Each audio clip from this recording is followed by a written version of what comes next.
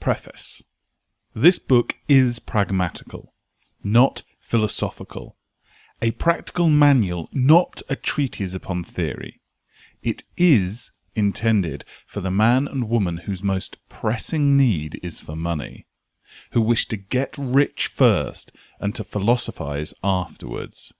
It is for those who have so far found neither the time, the means, nor the opportunity to go deeply into the study of metaphysics, but who want results and who are willing to take the conclusions of science as a basis for action without going into all the processes by which these conclusions were reached.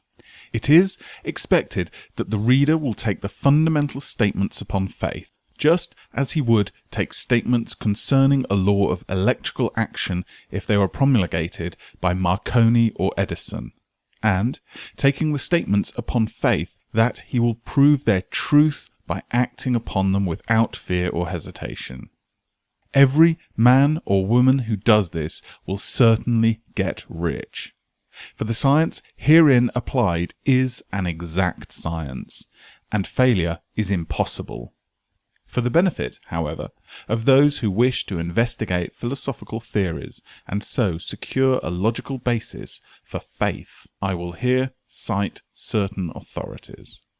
The monastic theory of the universe, the theory that one is all, and that all is one, that one substance manifests as the seeming many elements of the material world, is of Hindu origin, and has been gradually winning its way into the thoughts of the Western world for 200 years. It is the foundation of all the Oriental philosophies, and of those of Descartes, Spinoza, Leibniz, Schopenhauer, Hegel, and Emerson.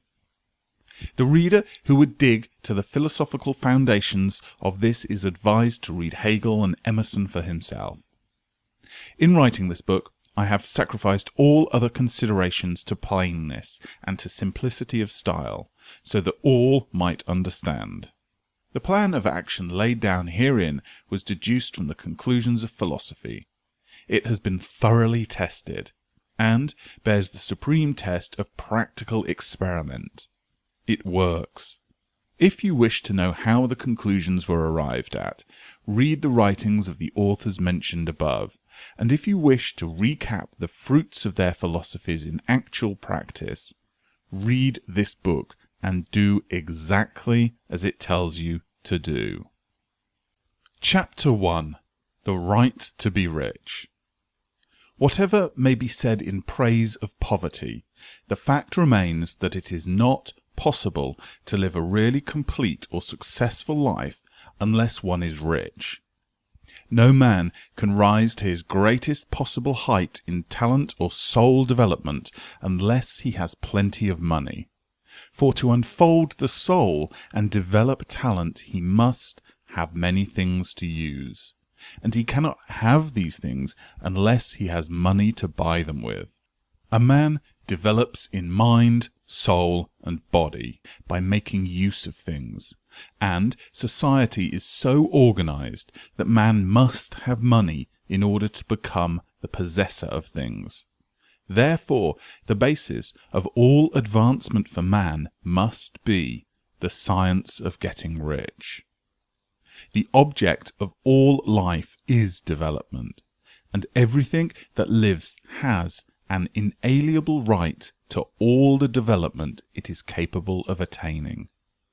Man's right to life means his right to have the free and unrestricted use of all the things which may be necessary to his fullest mental, spiritual, and physical unfoldment, or, in other words, his right to be rich.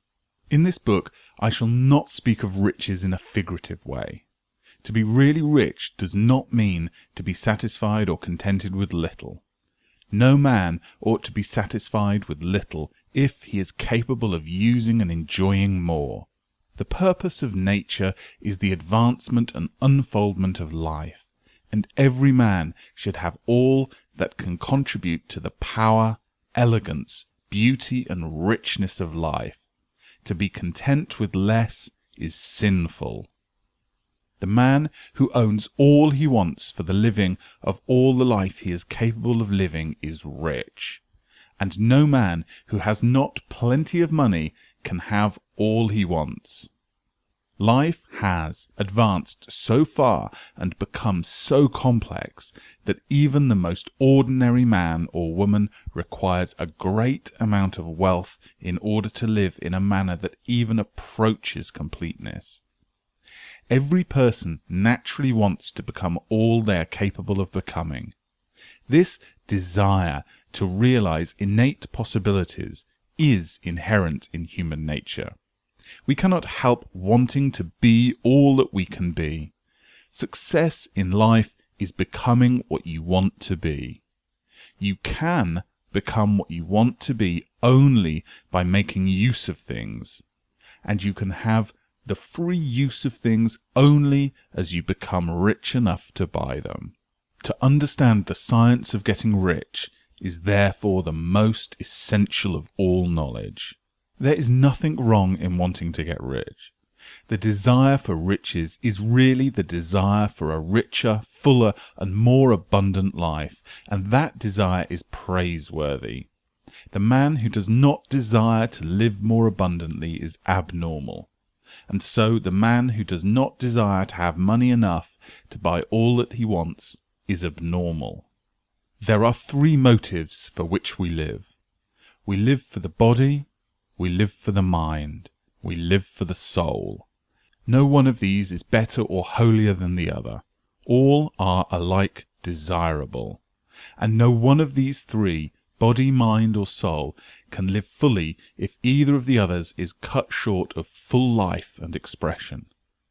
It is not right or noble to live only for the soul and deny mind or body, and it is wrong to live for the intellect and deny the body or soul. We are all acquainted with the loathsome consequence of living for the body and denying both mind and soul. And we see that real life means the complete expression of all that man can give forth through body, mind, and soul. Whatever he can say, no man can be really happy or satisfied unless his body is living fully in every function, and unless the same is true of his mind and his soul. Wherever there is unexpressed possibility, or function not performed, there is unsatisfied desire. Desire is possibility seeking expression, or function seeking performance. Man cannot live fully in body without good food, comfortable clothing, and warm shelter, and without freedom from excessive toil. Rest and relaxation are also necessary to his physical life. He cannot live fully in mind without books, and time to study them, without the opportunity for travel and observation, or without intellectual companionship. To live fully in mind, he must have intellectual recreations, and must surround himself with all the objects of art and beauty he is capable of using and appreciating. To live fully in soul, man must have love, and love is denied expression by poverty. A man's highest happiness is found in the bestowal of benefits on those he loves. Love finds its most natural and spontaneous expression in giving. The man who has nothing to give cannot fill his place as a husband or father, as a citizen or as a man. It is the use of material things that a man finds full life for his body, develops his mind, and unfolds his soul. It is, therefore, of supreme importance to him that he should be rich. It is perfectly right that you should desire to be rich. If you are a normal man or woman, you cannot help doing so. It is perfectly right that you should give your best attention to the science of getting rich, for it is the noblest and most necessary of all studies. If you neglect this study, you are derelict in your duty to yourself, to God, and humanity. for you can render to God and humanity no greater service than to make the most of yourself. Chapter 2. There is a science of getting rich. There is a science of getting rich, and it is an exact science. Like algebra or arithmetic, there are certain laws which govern the process of acquiring riches. Once those laws are learned and obeyed by any man, he will get rich with mathematical certainty. The ownership of money and property comes as a result of doing things in a certain way. Those who do things in this certain way, whether on purpose or accidentally, will get rich, while those who do not do things in this certain way, no matter how hard they work or how able they are, remain poor. It is a natural law that like causes always produce like effects. Therefore, any man or woman who learns to do things in this certain way will infallibly get rich. That the above statement is true is shown by the following facts. Getting rich is not a matter of environment, for if it were, all the people in certain neighbourhoods would become wealthy. The people of one city would all be rich, while those of other towns would all be poor, or the inhabitants of one state would roll in wealth, while those of an adjoining state would be in poverty. But everywhere we see rich and poor living side by side in the same environment, and often engaged in the same vocation. When two men are in the same locality and in the same business, and one gets rich while the other remains poor, it shows that getting rich is not primarily a matter of environment. Some environments may be more favourable than others, but when two men in the same business are in the same neighbourhood and one gets rich while the other fails, it indicates that getting rich is the result of doing things in a certain way. And further, the ability to do things in this certain way is not due solely to the possession of talent. For many people who have great talent remain poor, while others who have very little talent get rich. Studying the people who have gotten rich, we find that they are an average lot in all respects, having no greater talent and abilities than other men. It is evident that they do not get rich because they possess talents and abilities that other men have not, but because they happen to do things in a certain way. Getting rich is not the result of saving or thrift. Many very penurious people are poor, while free spenders often get rich. Nor is getting rich due to doing things which others fail to do. For two men in the same business often do almost exactly the same things, and one gets rich while the other remains poor or becomes bankrupt. From all these things, we must come to the conclusion that getting rich is the result of doing things in a certain way. If getting rich is the result of doing things in a certain way, and if like causes always produce like effects, then any man or woman who can do things in that way can become rich. And the whole matter is brought within the domain of exact science. The question arises here whether this certain way may not be so difficult that only a few may follow it. This cannot be true, as we have seen, so far as natural ability is concerned. Talented people get rich, and blockheads get rich. Intellectually brilliant people get rich, and very stupid people get rich. Physically strong people get rich, and weak and sickly people get rich. Some degree of ability to think and understand is, of course, essential. But in so far natural ability is concerned, any man or woman who has the sense enough to read and understand these words can certainly get rich. Also, we have seen that it is not a matter of environment. Location counts for something. One would not go to the heart of the Sahara and expect to do successful business. Getting rich involves the necessity of dealing with men and with being where there are people to deal with. And if these people are inclined to deal in the way that you want to deal, so much the better. But that is about as far as environment goes. If anybody else in your town can get rich, so can you. And if anybody else in your state can get rich, so can you. Again, it is not a matter of choosing some particular business or profession. People get rich in every business and in every profession, while their next-door neighbours in the same vocation remain in poverty.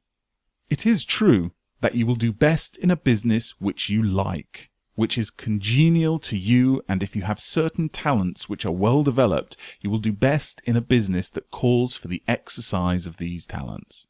Also, you will do best in a business which is suited to your locality. An ice cream parlour would do better in a warmer climate than in Greenland, and a salmon fishery would succeed better in the northwest than in Florida, where there are no salmon.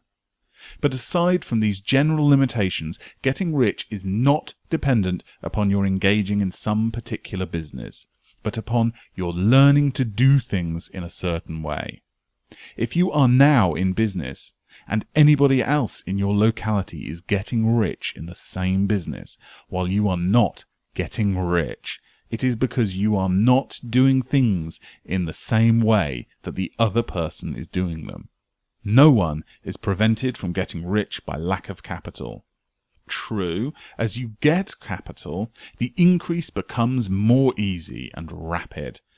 But one who has capital is already rich and does not need to consider how to become so. No matter how poor you may be, if you begin to do things in the certain way, you will begin to get rich, and you will begin to have capital. The getting of capital is part of the process of getting rich, and it is part of the result which inevitably follows the doing of certain things in a certain way. You may be the poorest man on the continent and be deeply in debt. You may have neither friends, influence, nor resources, but if you begin to do things in this way, you must infallibly begin to get rich. For like must produce like effects. If you have no capital, you can get capital. If you are in the wrong business, you can get into the right business. If you are in the wrong location, you can get into the right location. And you can do so by beginning in your present business and in your present location to do things in the certain way which causes success. Chapter 3. Is opportunity monopolized? No man is kept poor because his opportunity has been taken away from him, because other people have monopolized the wealth and put a fence round it. You may be shut off from engaging in businesses in certain lines, but there are other channels open to you. It would probably be hard for you to get control of any of the great railroad systems. That field is pretty well monopolized. But the electric railroad business is still in its infancy and offers plenty of scope for enterprise. And it will be but a very few years until traffic and transportation through the air will become a great industry, and in all its branches will give employment to hundreds of thousands and perhaps to millions of people. Why not turn your attention to the development of aerial transportation, instead of competing with J.J. Hill and others for a chance in the steam railway world? It's quite true that if you are a workman in the employ of the Steel Trust, you have very little chance of becoming the owner of the plant in which you work. But it is also true that if you will commence to act in a certain way, you can soon leave the employ of the Steel Trust. You can buy a small farm from 10 to 40 acres and engage in business as a producer of foodstuffs. There is great opportunity at this time for men who will live upon small tracts of land and cultivate the same intensively. Such men will certainly get rich. You may say it is impossible for you to get the land, but I am going to prove to you that it is not impossible, and that you can certainly get a farm if you will go to work in a certain way. At different periods, the tide of opportunity sets in different directions, according to the needs of the whole planet, and the particular stage of social evolution which has been reached. At present, in America, it is setting towards agriculture and the allied industries and professions. Today, opportunity is open before the factory worker in his line. It is open before the businessman who supplies the farmer more than before the one who supplies the factory worker, and before the professional man who waits upon the farmer more than before the one who serves the working class. There is abundance of opportunity for the man who will go with the tide, instead of trying to swim against it. So the factory workers, either as individuals or as a class, are not being deprived of opportunity. The workers are not being kept down by their masters. They are not being ground by the trusts and combinations of capital. As a class, they are where they are because they do not do things in a certain way. If the workers of America chose to do so, they could follow the example of their brothers in Belgium and other countries, and establish great department stores and cooperative industries. They could elect men of their own class to office and pass laws favouring the development of such cooperative industries, and in a few years they could take peaceable possession of the industrial field. The working class may become the master class whenever they begin to do things in a certain way. The law of wealth is the same for them as it is for all others. They must learn, and they will remain where they are as long as they continue to do as they do. The individual worker, however, is not held down by the ignorance or the mental slothfulness of his class. He can follow the tide of opportunity to riches, and this book will tell him how. No one is kept in poverty by a shortness in supply of riches. There is more than enough for all. A palace as large as the Capitol at Washington may be built for every family on earth from the building materials in the United States alone. And, under intensive cultivation, this country would produce wool, cotton, linen, and silk enough to clothe each person in the world finer than Solomon was arrayed in all his glory, together with food enough to feed them all luxuriously. The visible supply is practically inexhaustible, and the invisible supply really is inexhaustible. Everything you see on earth is made from one original substance, out of which all things proceed. New forms are constantly being made, and older ones are dissolving, but all are shapes assumed by one thing. There is no limit to the supply of formless stuff or original substance. The universe is made out of it, but it was not all used in making the universe. The spaces in, through, and between the forms of the visible universe are permeated and filled with the original substance, with the formless stuff. 10,000 times as much has been made, might still be made, and even then we should not have exhausted the supply of universal raw material. No man, therefore, is poor because nature is poor or because there is not enough to go round. Nature is an inexhaustible storehouse of riches. The supply will never run short. Original substance is alive with the creative energy and is constantly producing more forms. When the supply of building materials is exhausted, more will be produced. When the soil is exhausted so that foodstuffs and materials for clothing will no longer grow upon it, it will be renewed, or more soil will be made. When all the gold and silver has been dug from the earth, if man is in such a stage of social development that he needs gold and silver, more will be produced from the formless. The formless stuff responds to the needs of man. It will not let him be without any good thing. This is true of man collectively. The race as a whole is always abundantly rich, and if individuals are poor, it is because they do not follow the certain way of doing things which makes the individual man rich. The formless stuff is intelligent. It is stuff which thinks. It is alive and is always impelled towards more life. It is the natural and inherent impulse of life to seek to live more. It is the nature of intelligence to enlarge itself, and the consciousness to seek to expand its boundaries and find fuller expression. The universe of forms has been made by formless living substance, throwing itself into form in order to express itself more fully. The universe is a great living presence, always moving inherently towards more life and fuller functioning. Nature is formed for the advancement of life. Its impelling motive is the increase of life.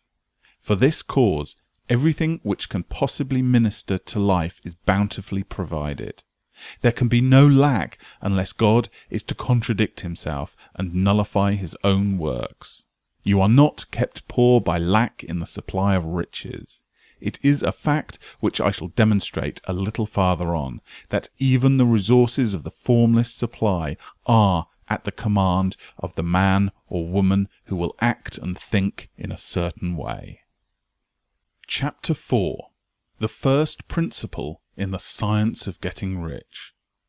Thought is the only power which can produce tangible riches from the formless substance.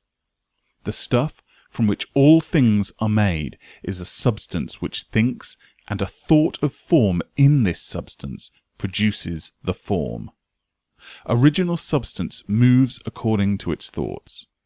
Every form and process you see in nature is the visible expression of a thought in original substance. As the formless stuff thinks of a form, it takes that form. As it thinks of a motion, it makes that motion. That is the way all things were created. We live in a thought world, which is part of a thought universe. The thought of a moving universe extended throughout formless substance, and the thinking stuff, moving in according to that thought, took the form of systems of planets and maintains that form. Thinking substance takes the form of its thought and moves according to the thought. Holding the idea of a circling system of suns and worlds, it takes the forms of these bodies and moves them as it thinks. Thinking the form of a slow-growing oak tree, it moves accordingly and produces the tree, though centuries may be required to do the work.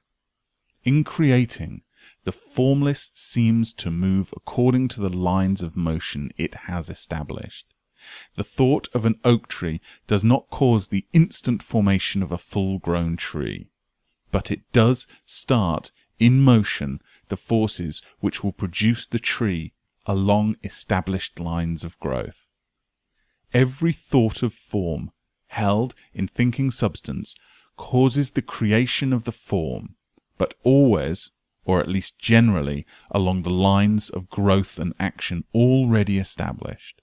The thought of a house of a certain construction, if it were impressed upon the formless substance, might not cause the instant formation of the house, but it would cause the turning of creative energies already working in trade and commerce into such channels as to result in the speedy building of the house. And if there were no existing channels through which the creative energy could work, then the house would be formed directly from primal substance, without waiting for the slow process of the organic and inorganic world. No thought of form can be impressed upon original substance without causing the creation of the form. Man is a thinking centre, and can originate thought. All the forms that man fashions with his hands must first exist in thought. He cannot shape a thing until he has thought that thing. And, so far, man has confined his efforts wholly to the work of his hands. He has applied manual labour to the world of forms, seeking to change or modify those already existing. He has never thought of trying to cause the creation of new forms by impressing his thoughts upon formless substance. When man has a thought form, he takes material from the forms of nature and makes an image of the form which is in his mind. He has, so far, made little or no effort to cooperate with formless intelligence, to work with the Father. He has not dreamed that he can do what he seeth the Father doing. Man reshapes and modifies existing forms by manual labour. He has given no attention to the question whether he may not produce things from formless substance by communicating his thoughts to it. We propose to prove that he may do so, to prove that any man or woman may do so, and to show how. As our first step, we must lay down 3 fundamental propositions. First, we assist that there is one formless stuff, or substance, from which all things are made. All the seemingly many elements are but different presentations of one element. All the many forms found in organic and inorganic nature are but different shapes, made from the same stuff. And this stuff is thinking stuff. A thought held in it produces the form of the thought. Thought in thinking substance produces shapes. Man is a thinking centre, capable of original thought. If man can communicate his thought to original thinking substance, he can cause the creation or formation of the thing he thinks about. To summarize this, there is a thinking stuff from which all things are made, and which, in its original state, permeates, penetrates, and fills the inner spaces of the universe. A thought in this substance produces the thing that is imagined by the thought. Man can form things in his thought, and by impressing his thought upon formless substance can cause the thing he thinks about to be created. It may be asked if I can prove these statements, and without going into detail, I answer that I can do so, both by logic and experience. Reasoning back from the phenomena of form and thought, I come to one original thinking substance, and reasoning forward from this thinking substance, I come to man's power to cause the formation of the thing he thinks about. And, by experiment, I find the reasoning true, and this is my strongest proof. If one man who reads this book gets rich by doing what it tells him to do, that is evidence in support of my claim. But if every man who does what it tells him to do gets rich, that is positive proof, until someone goes through the process and fails.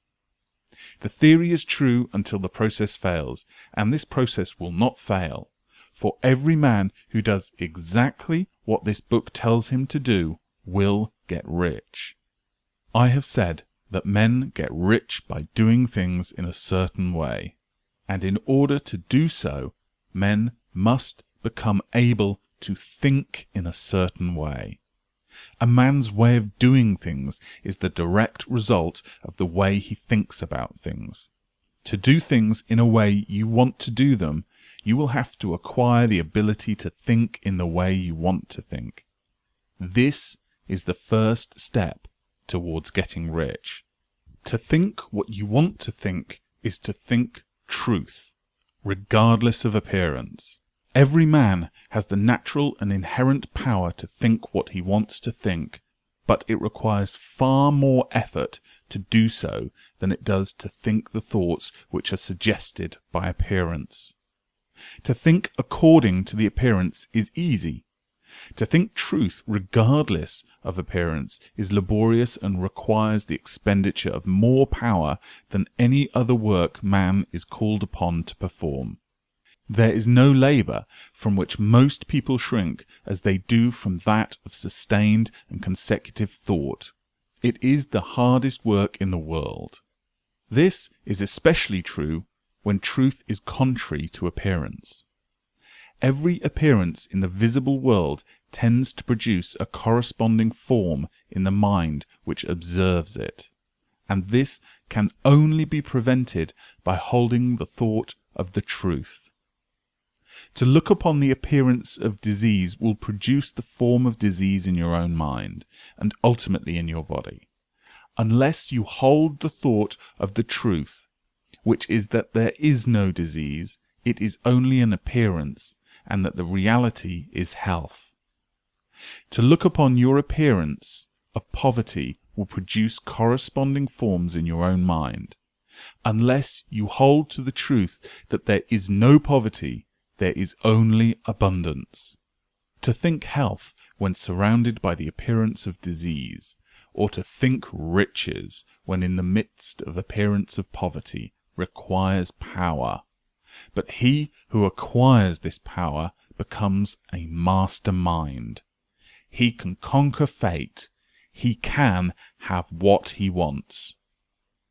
This power can only be acquired by getting hold of the basic fact which is behind all appearance, and that fact is that there is one thinking substance from which and by which all things are made. Then we must grasp the truth that every thought held in this substance becomes a form, and that man can so impress his thoughts upon it as to cause them to take form and become visible things. When we realize this, we lose all doubt and fear, for we know that we can create what we want to create. We can get what we want to have, and can become what we want to be. As a first step towards getting rich, you must believe the three fundamental statements given previously in this chapter, and in order to emphasize them, I will repeat them here. There is a thinking stuff from which all things are made, and which, in its original state, permeates, penetrates, and fills the inner spaces of the universe. A thought in this substance produces the thing that is imagined by the thought. Man can form things in his thought, and, by impressing his thought upon formless substance, can cause the thing he thinks about to be created. You must lay aside all other concepts of the universe than this monistic one, and you must dwell upon it until it fixes in your mind and has become your habitual thought. Read these creed statements over and over again. Fix every word upon your memory and meditate upon them until you firmly believe what they say. If a doubt comes to you, cast it aside as a sin. Do not listen to arguments against this idea. Do not go to churches or lectures where a contrary concept of things is taught or preached. Do not read magazines or books which teach a different idea. If you get mixed up in your faith, all your efforts will be in vain. Do not ask why these things are true, nor speculate as to how they can be true. Simply take them on trust. The science of getting rich begins with the absolute acceptance of this faith. Chapter 5. Increasing Life. You must get rid of the last vestige of the old idea that there is a deity whose will it is that you should be poor, or whose purpose may be served by keeping you in poverty. The intelligent substance which is all, which is in all, which lives in all, and lives in you, is a conscious living substance. Being a consciously living substance, it must have the nature and inherent desire of every living intelligence for increasing of life. Every living thing must continually seek for the enlargement of its life, because life in the mere act of living, must increase itself. A seed dropped into the ground springs into activity, and in the act of living produces 100 more seeds. Life, by living, multiplies itself. It is forever becoming more. It must do so if it continues to be at all. Intelligence is under this same necessity. For continuous increase, every thought we think makes it necessary for us to think another thought. Consciousness is continually expanding. Every fact we learn leads us to the learning of another fact. Knowledge is continually increasing. Every talent we cultivate brings to the mind the desire to cultivate another talent. We are subject to the urge of life, seeking expression, which ever drives us on to know more, to do more, and to be more. In order to know more, do more, and be more, we must have more. We must have things to use, for we learn and do and become only by using things. We must get rich so that we can live more. The desire for riches is simply the capacity for larger life, seeking fulfillment. Every desire is the effort of an unexpressed possibility to come into action. It is power seeking to manifest which causes desire. That which makes you want more money is the same as that which makes the plant grow. It is life, seeking fuller expression. The one living substance must be subject to this inherent law of all life. It is permeated with the desire to live more. That is why it is under the necessity of creating things. The one substance desires to live more in you. Hence, it wants you to have all the things you can use. It is the desire of God that you should get rich. He wants you to get rich because he can express himself better through you if you have plenty of things to use in giving him expression. He can live more in you if you have unlimited command of the means of life. The universe desires you to have everything you want to have. Nature is friendly to your plans. Everything is naturally for you. Make up your mind that this is true. It is essential, however, that your purpose should harmonize with the purpose that is in all. You must want real life, not mere pleasures of sensual gratification. Life is the performance of function, and the individual really lives only when he performs every function, physical, mental, and spiritual, of which he is capable, without excess in any. You do not want to get rich in order to live swinishly, for the gratification of animal desires. That is not life. But the performance of every physical function is a part of life, and no one lives completely who denies the impulse of the body a normal and healthy expression. You do not want to get rich solely to enjoy mental pleasures, to get knowledge, to gratify ambition, to outshine others, to be famous. All these are a legitimate part of life, but the man who lives for the pleasure of the intellect alone will only have a partial life, and he will never be satisfied with his lot. You do not want to get rich solely for the good of others, to lose yourself for the salvation of mankind, to experience the joys of philanthropy and sacrifice. The joys of the soul are only a part of life, and they are no better or nobler than any other part. You want to get rich in order that you may eat, drink, and be merry when it is time to do these things, in order that you may surround yourself with beautiful things, see distant lands, feed your mind and develop your intellect, in order that you may love men and do kind things, and be able to play a good part in helping the world to find truth. But remember that extreme altruism is no better and no nobler than extreme selfishness. Both are mistakes. Get rid of the idea that God wants you to sacrifice yourself for others and that you can secure his favour by doing so. God requires nothing of the kind. What he wants is that you should make the most of yourself for yourself and for others, and you can help others more by making the most of yourself than in any other way. You can make the most of yourself only by getting rich, so it is right and praiseworthy that you should give your first and best thought to the work of acquiring wealth. Remember, however, that the desire of substance is for all, and its movements must be for more life to all. It cannot be made to work for less life to any, because it is equally in all, seeking riches and life. Intelligent substance will make things for you, but it will not take things away from someone else in order to give them to you. You must get rid of the thought of competition. You are to create, not to compete for what is already created. You do not have to take anything away from anyone. You do not have to drive sharp bargains. You do not have to cheat or take advantage.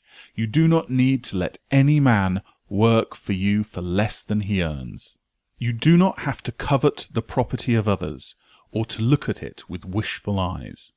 No man has anything of which you cannot have the like without taking what he has away from him. You are to become a creator, not a competitor. You are going to get what you want, but in such a way that when you get it, every other man will have more than he has now. I am aware that there are men who get a vast amount of money by proceeding in direct opposition to the statements in the paragraph above, and may add a word of explanation here.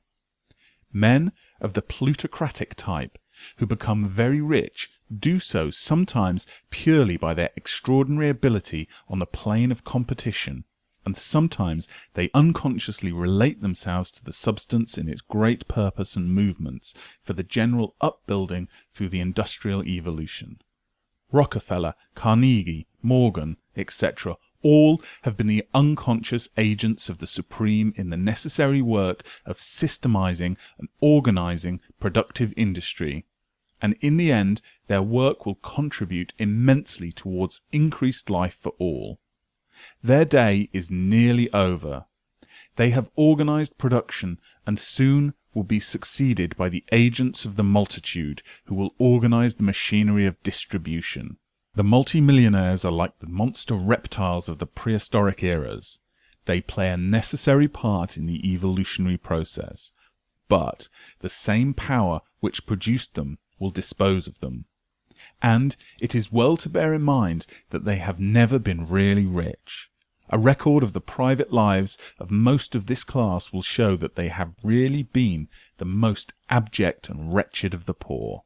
Riches secured on the competitive plane are never really satisfactory and permanent. They are yours today and another's tomorrow. Remember, if you are to become rich in a scientific and certain way, you must rise entirely out of the competitive thought. You must never think for a moment that the supply is limited. Just as soon as you begin to think that all the money is being cornered and controlled by bankers and others, and that you must exert yourself to get laws passed to stop this process, and so on, in that moment you drop into the competitive mind, and your power to cause creation is gone for the time being. And what is worse, you will probably arrest the creative movements you have already instigated. Know that there are countless millions of dollars worth of gold in the mountains of the earth, not yet brought to light, and know that if there were not, more would be created from thinking substance to supply your needs. Know that the money you need will come, even if it is necessary for 1,000 men to be led to the discovery of new gold mines tomorrow. Never look at the visible supply, look always at the limitless riches in formless substance, and know that they are coming to you as fast as you can receive and use them. Nobody, by cornering the visible supply, can prevent you from getting what is yours.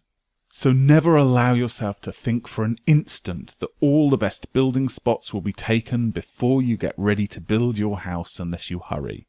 Never worry about the trusts and combines and get anxious for the fear that they will soon come to own the whole earth. Never get afraid that you will lose what you want because some other person beats you to it. That cannot possibly happen. You are not seeking anything that is possessed by anybody else. You are causing what you want to be created from formless substance, and the supply is without limits. Stick to the formulated statement. There is a thinking stuff from which all things are made, and which, in its original state, permeates, penetrates, and fills the inner spaces of the universe. A thought in this substance produces the thing that is imagined by the thought. Man can form things in his thought, and by impressing his thought upon formless substance can cause the thing he thinks about to be created.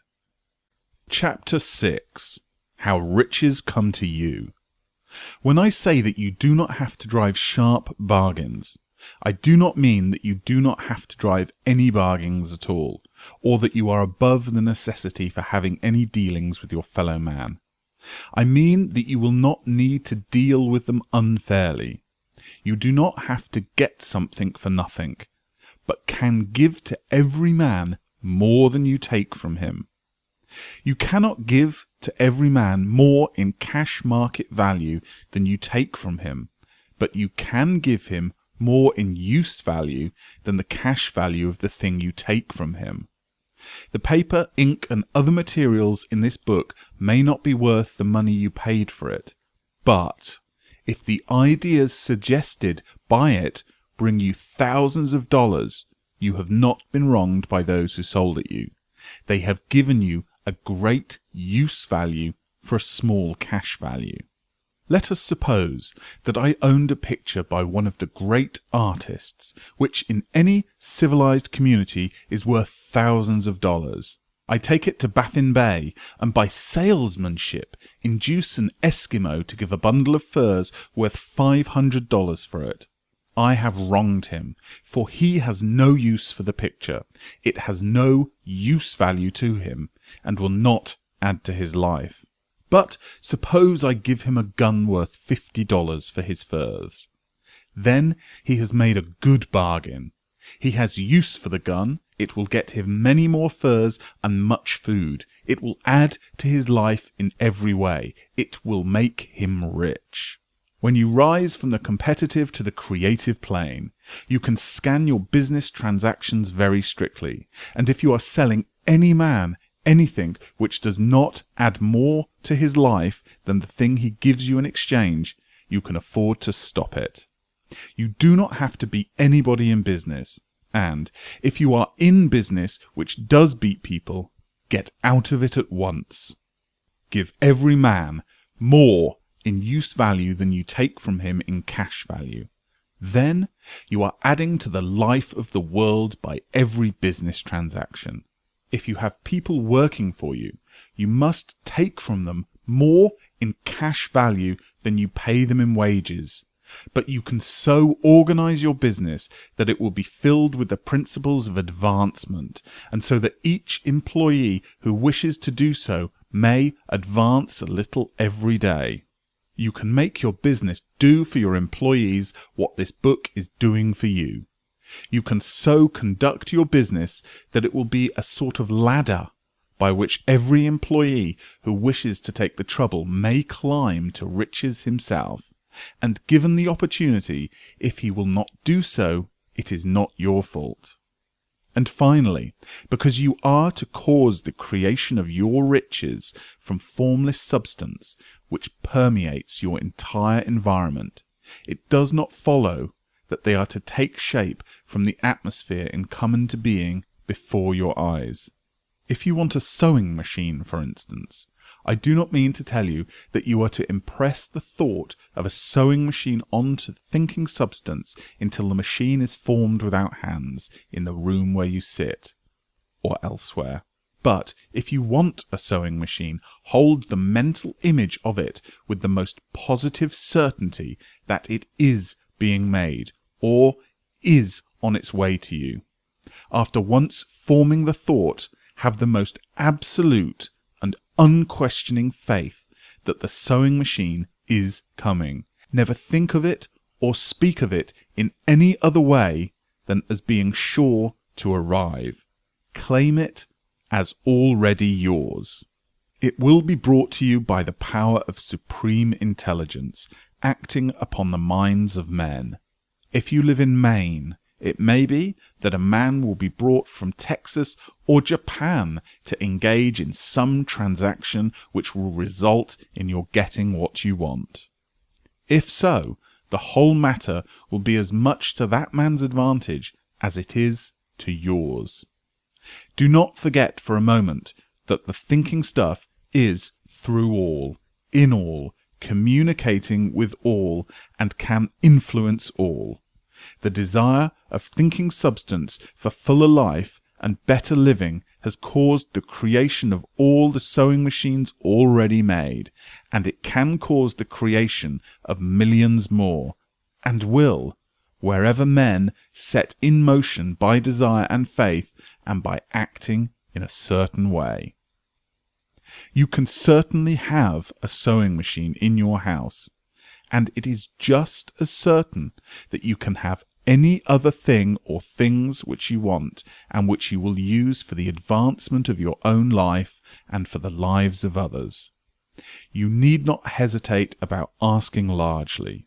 It is your Father's pleasure to give you the kingdom, said Jesus. Original substance wants to live all that is possible in you and wants you to have all that you can or will use for the living of the most abundant life. If you fix upon your consciousness the fact that the desire you feel for the possession of riches is at one with the desire of omnipotence for the complete expression, your faith becomes invincible. Once I saw a little boy sitting at a piano and vainly trying to bring harmony out of the keys, and I saw that he was grieved and provoked by his inability to play real music. I asked him the cause of his vexation, and he answered, "I can feel the music in me, but I can't make my hands go right." The music in him was the urge of original substance, containing all the possibilities of all life. All that there is of music was seeking expression through the child. God, the one substance, is trying to live and do and enjoy things through humanity. He is saying, I want hands to build wonderful structures, to play divine harmonies, to paint glorious pictures. I want feet to run my errands, eyes to see my beauties, tongues to tell mighty truths and to sing marvelous songs, and so on. All that there is possibility seeking expression through men. God wants those who can play music to have pianos and every other instrument, and to have the means to cultivate their talent to the fullest extent. He wants those who can appreciate beauty to be able to surround themselves with beautiful things. He wants those who can discern truth to have every opportunity to travel and observe. He wants those who can appreciate dress to be beautifully clothed, and those who can appreciate good food to be luxuriously fed. He wants all these things, because it is himself that enjoys and appreciates them. It is God who wants to play and sing and enjoy beauty and proclaim truth and wear fine clothes and eat good foods. It is God that worketh in you to will and to do, said Paul. The desire you feel for riches is the infinite, seeking to express himself in you as he sought to find expression in the little boy at the piano. So you need not hesitate to ask largely.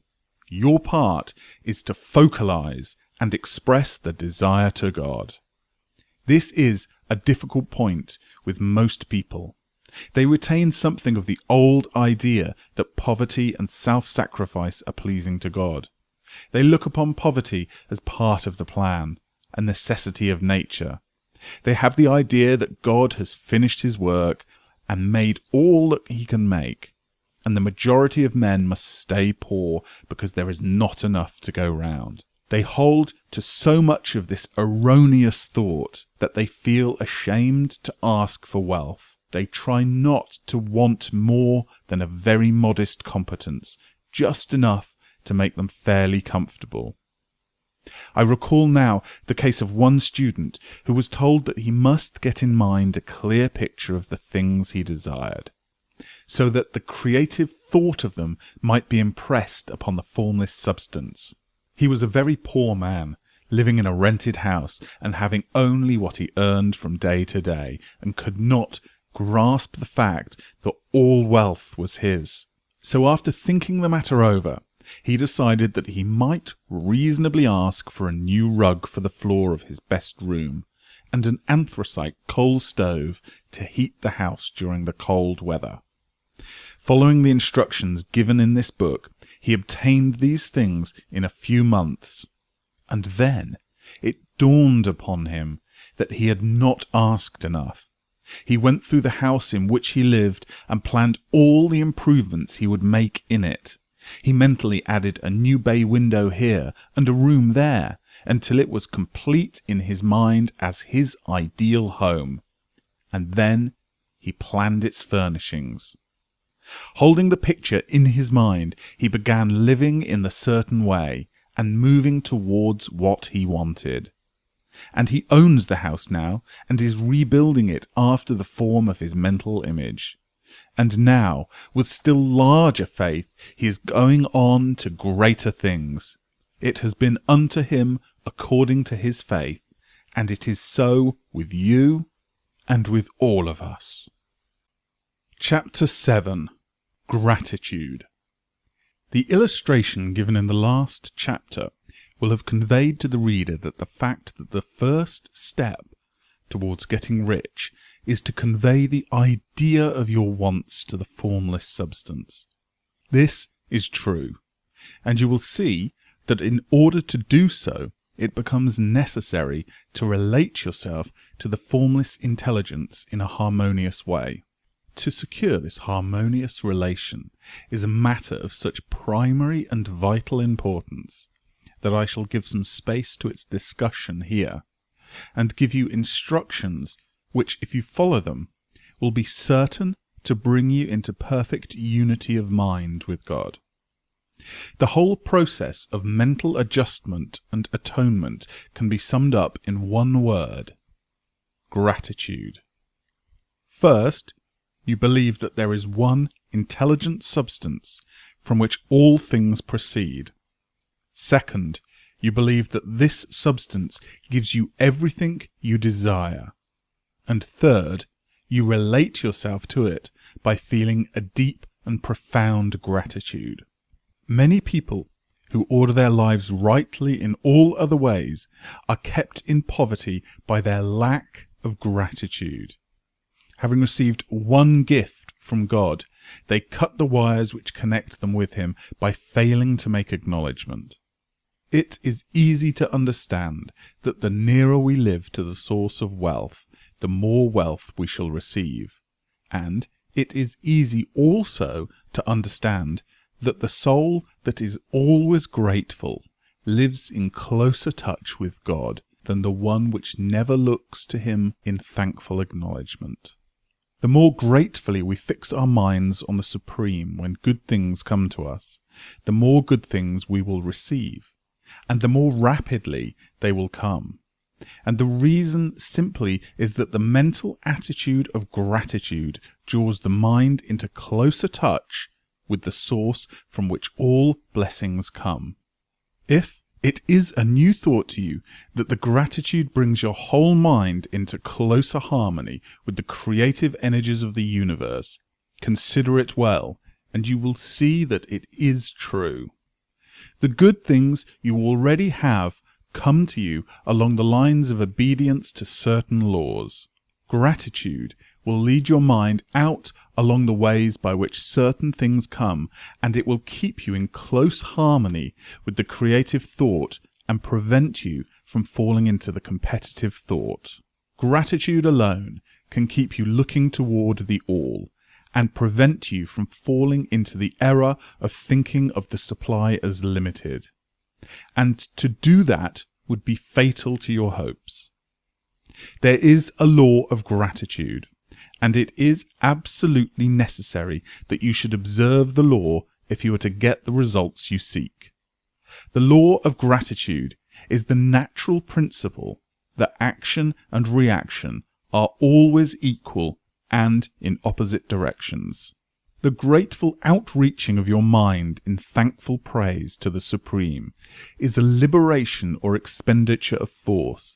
It cannot fail to reach that to which it is addressed, and the reaction is an instantaneous movement toward you. Draw nigh unto God, and he will draw nigh unto you. That is a statement of psychological truth. And if your gratitude is strong and constant, the reaction in formless substance will be strong and continuous. The movement of the things that you want will always be towards you. Notice the grateful attitude that Jesus took, how he always seems to be saying, I thank thee, Father, that thou hearest me. You cannot exercise much power without gratitude, for it is gratitude that keeps you connected with power. But the value of gratitude does not consist solely in getting you more blessing in the future. Without gratitude, you cannot long keep from dissatisfied thought regarding things as they are.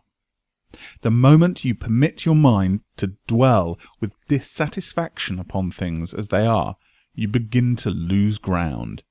You fix attention upon the common, the ordinary, the poor and the squalid and mean, and your mind takes the form of these things. Then you will transmit these forms or mental images to the formless, and the common, the poor, the squalid and mean will come to you. To permit your mind to dwell upon the inferior is to become inferior, and to surround yourself with inferior things. On the other hand, to fix your attention on the best is to surround yourself with the best and to become the best. The creative power within us makes us the image of that which we give our attention. We are thinking substance, and thinking substance always takes the form of that which it thinks about. The grateful mind is constantly fixed upon the best. Therefore, it tends to become the best. It takes the form or character of the best and will receive the best. Also, faith is born of gratitude. The grateful mind continually expects good things, and expectation becomes faith. The reaction of gratitude upon one's own mind produces faith, and every outgoing wave of grateful thanksgiving increases faith. He who has no feeling of gratitude cannot long retain a living faith, and without a living faith you cannot get rich by the creative method. As we shall see, he who has no feeling of gratitude cannot long retain a living faith, and without a living faith you cannot get rich by the creative method, as we shall see in the following chapters. It is necessary, then, to cultivate the habit of being grateful for every good thing that comes to you, and to give thanks continually. And because all things have contributed to your advancement, you should include all things in your gratitude. Do not waste time thinking or talking about the shortcomings or wrong actions of plutocrats or trust magnates.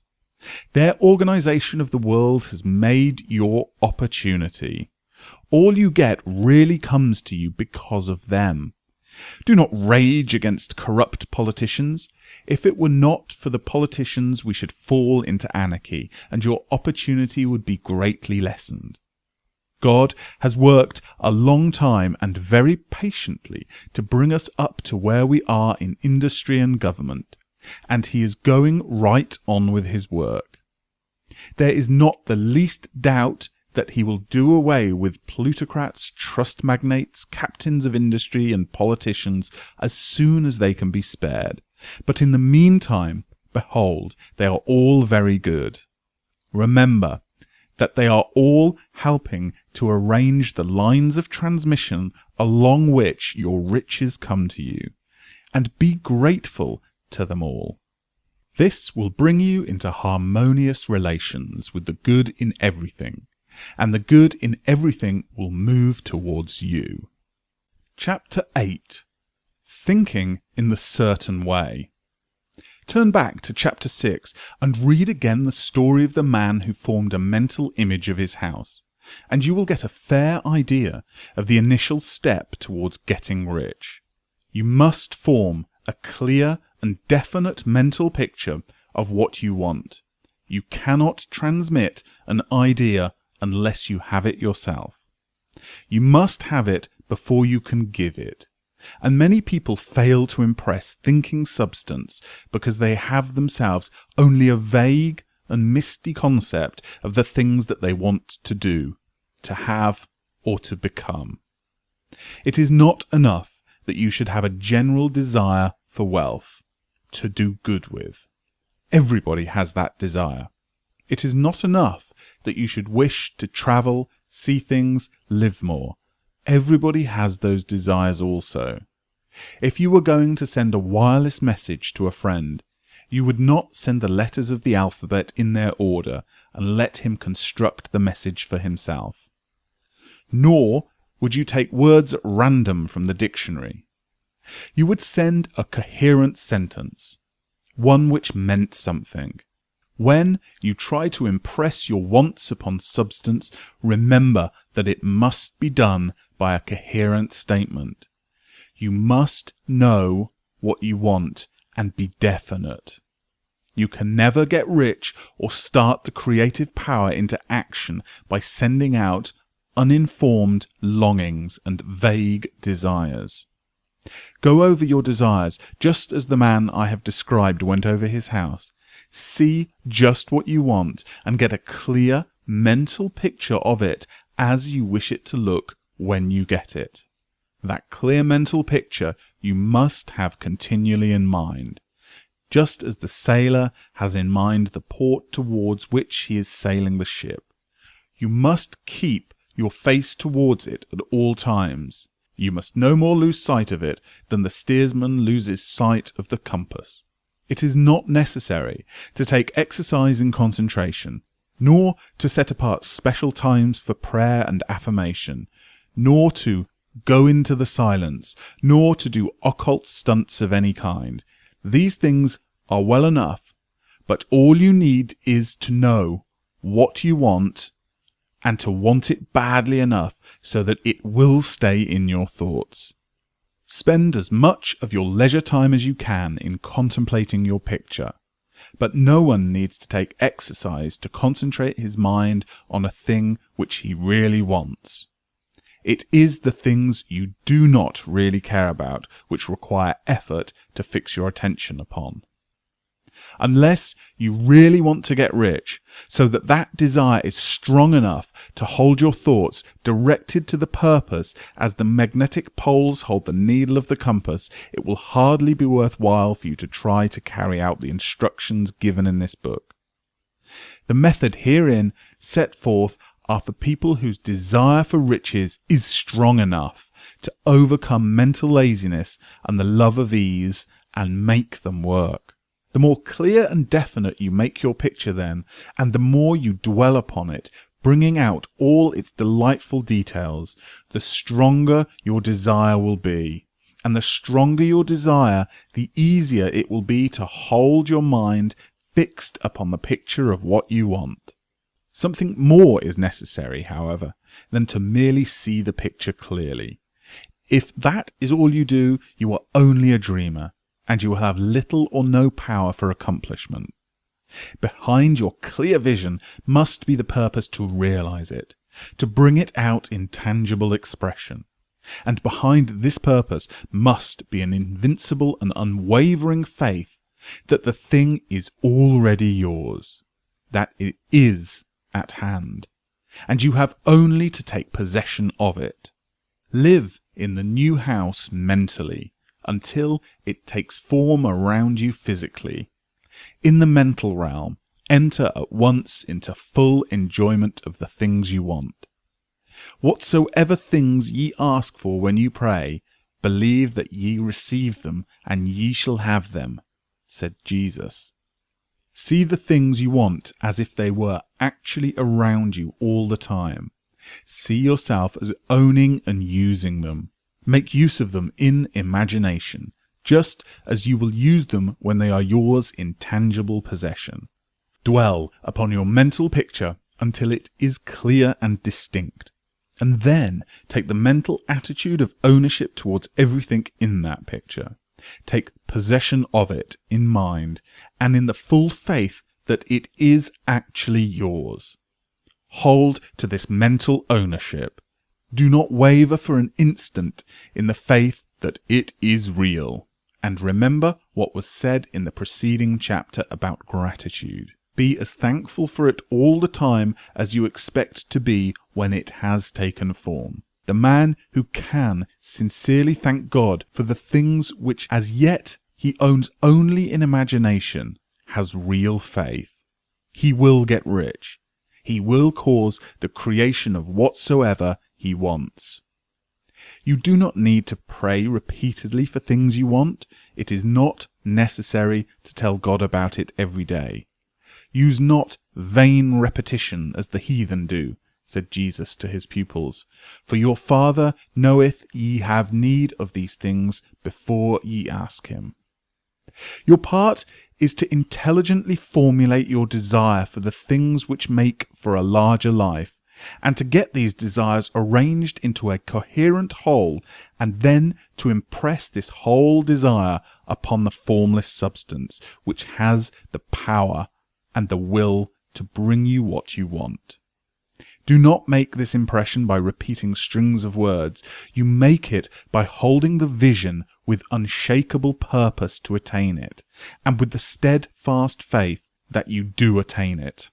The answer to prayer is not according to your faith while you are talking, but according to your faith while you are working. You cannot impress the mind of God by having a special Sabbath day set apart to tell him what you want and then forgetting him during the rest of the week.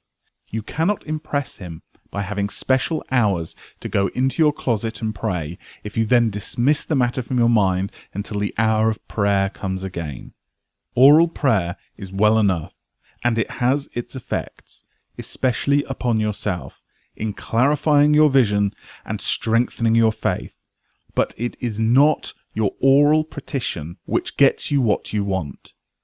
In order to get rich, you do not need a sweet hour of prayer. You need to pray without ceasing, and by prayer I mean holding steady to your vision, with the purpose to cause its creation into solid form, and the faith that you are doing so. Believe that ye receive them. The whole matter turns on receiving. Once you have clearly formed your vision, when you have formed it, it is well to make an oral statement, addressing the supreme in reverent prayer. And from that moment you must, in mind, receive what you ask for. Live in the new house. Wear the fine clothes. Ride in the automobile. Go on the journey and confidently plan for greater journeys. Think and speak of all the things you have asked for in terms of actual present ownership. Imagine an environment and a financial condition exactly as you want them, and live all the time in that imaginary environment and financial condition. Mind, however, that you do not do this as a mere dreamer and castle builder. Hold to the faith that the imaginary is being realized, and to the purpose to realize it. Remember, it is faith and purpose in the use of the imagination which makes the difference between the scientist and the dreamer. And having learned this fact, it is here that you must learn the proper use of the will. Chapter 9. How to use the will. To set about getting rich in a scientific way, you do not try to apply your willpower to anything outside of yourself. You have no right to do so anyway. It is wrong to apply your will to other men and women in order to get them to do what you wish done. It is as flagrantly wrong to coerce people by mental power as it is to coerce them by physical power. If compelling people by physical force to do things for you reduces them to slavery, compelling them by mental means accomplishes exactly the same thing. The only difference is in methods. If taking things from people by physical force is robbery, then taking things by mental force is robbery also. There is no difference in principle. You have no right to use your willpower upon another person, even for his own good, for you do not know what is for his good. The science of getting rich does not require you to apply power or force to any other person in any way whatsoever. There is not the slightest necessity for doing so. Indeed, any attempt to use your will upon others will only tend to defeat your purpose. You do not need to apply your will to things in order to compel them to come to you. That would simply be trying to coerce God, and would be foolish and useless, as well as irreverent. You do not have to compel God to give you good things, any more than you have to use your willpower to make the sun rise.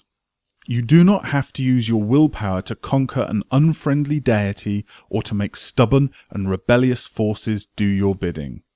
Substance is friendly to you, and is more anxious to give you what you want than you are to get it. To get rich, you need only to use your willpower upon yourself.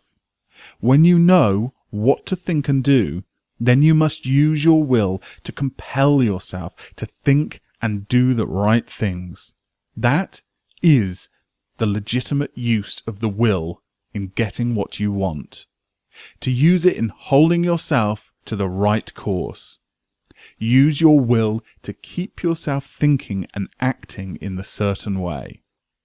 Do not try to project your will or your thoughts or your mind out into space to act on other people or things.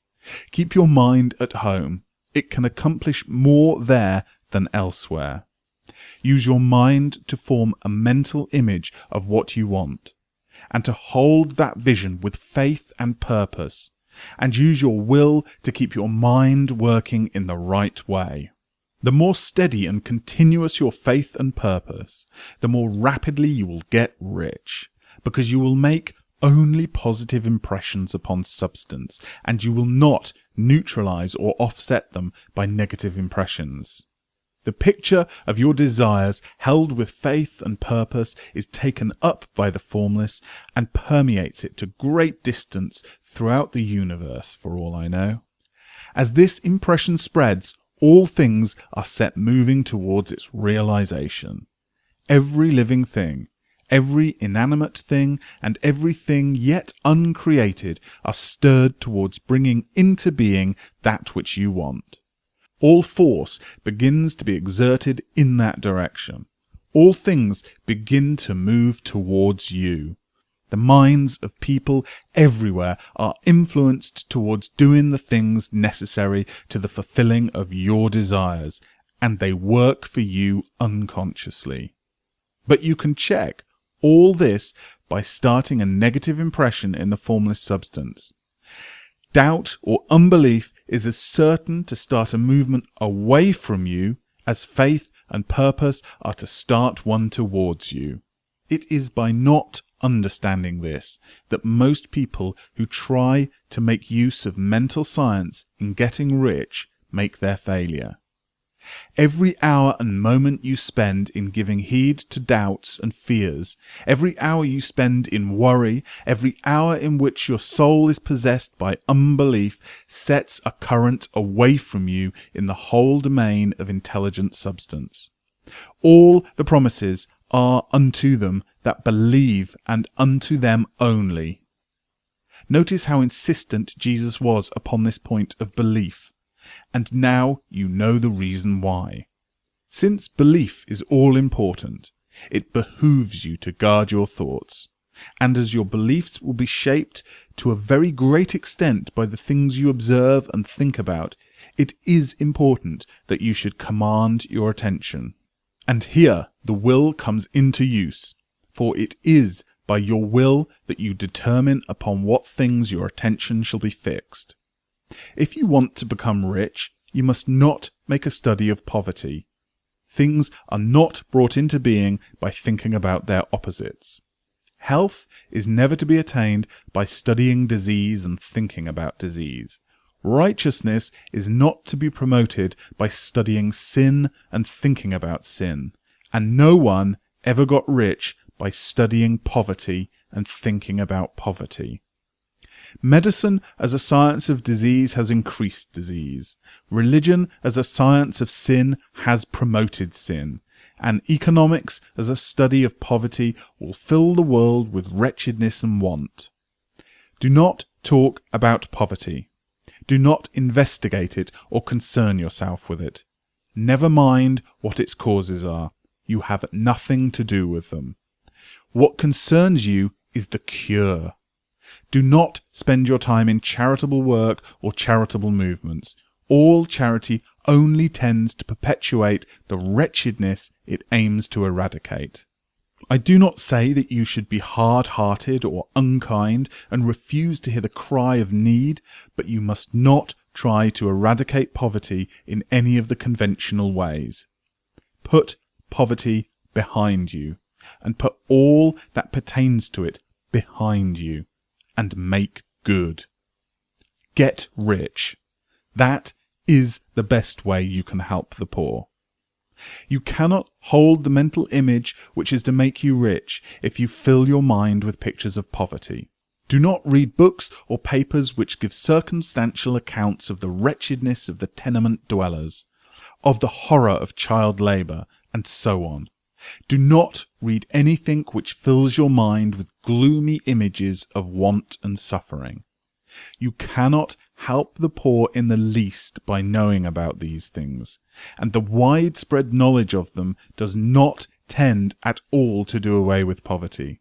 What tends to do away with poverty is not getting the pictures of poverty into your mind, but getting the pictures of wealth into the minds of the poor. You are not deserting the poor in their misery when you refuse to allow your mind to be filled with pictures of that misery. Poverty can be done away with, not by increasing the number of well-to-do people who think about poverty, but by increasing the number of poor people who have purpose with faith to get rich. The poor do not need charity, they need inspiration. Charity only sends them a loaf of bread to keep them alive in their wretchedness, or gives them an entertainment to make them forget for an hour or two. But inspiration will cause them to rise out of their misery. If you want to help the poor, demonstrate to them that they can become rich. Prove it by getting rich yourself.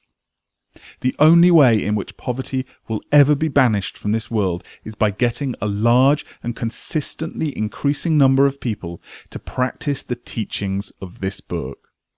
People must be taught to become rich by creation, not competition. Every man who becomes rich by competition throws down behind him the ladder by which he rises and keeps others down. But every man who gets rich by creation opens a way for thousands to follow him and inspires them to do so. You are not showing hardness of heart or unfeeling disposition when you refuse to pity poverty, see poverty, read about poverty, or think or talk about it, or to listen to those who do talk about it. Use your willpower to keep your mind off the subject of poverty and to keep it fixed with faith and purpose on the vision of what you want. Chapter 10. Further use of the will. You cannot retain a true and clear vision of wealth if you are constantly turning your attention to opposing pictures, whether they be external or imaginary. Do not tell of your past troubles of a financial nature if you have had them. Do not think of them at all. Do not tell of the poverty of your parents or of the hardship of your early life. To do any of these things is to mentally class yourself with the poor for the time being, and it will certainly check the movement of the things in your direction. Let the dead bury their dead, as Jesus said. Put poverty and all things that pertain to poverty completely behind you. You have accepted a certain theory of the universe as being correct, and are resting all of your hopes on happiness on its being correct. And what can you gain by giving heed to conflicting theories? Do not read the religious books that tell you that the world is soon coming to an end. And do not read the writings of muckrakers and pessimistic philosophers who tell you that it's going to the devil. The world is not going to the devil. It is going to God. It is becoming wonderful. True, there may be a good many things in existing conditions which are disagreeable, but what is the use of studying them when they are certainly passing away, and when the study of them only tends to check their passing and keep them with us?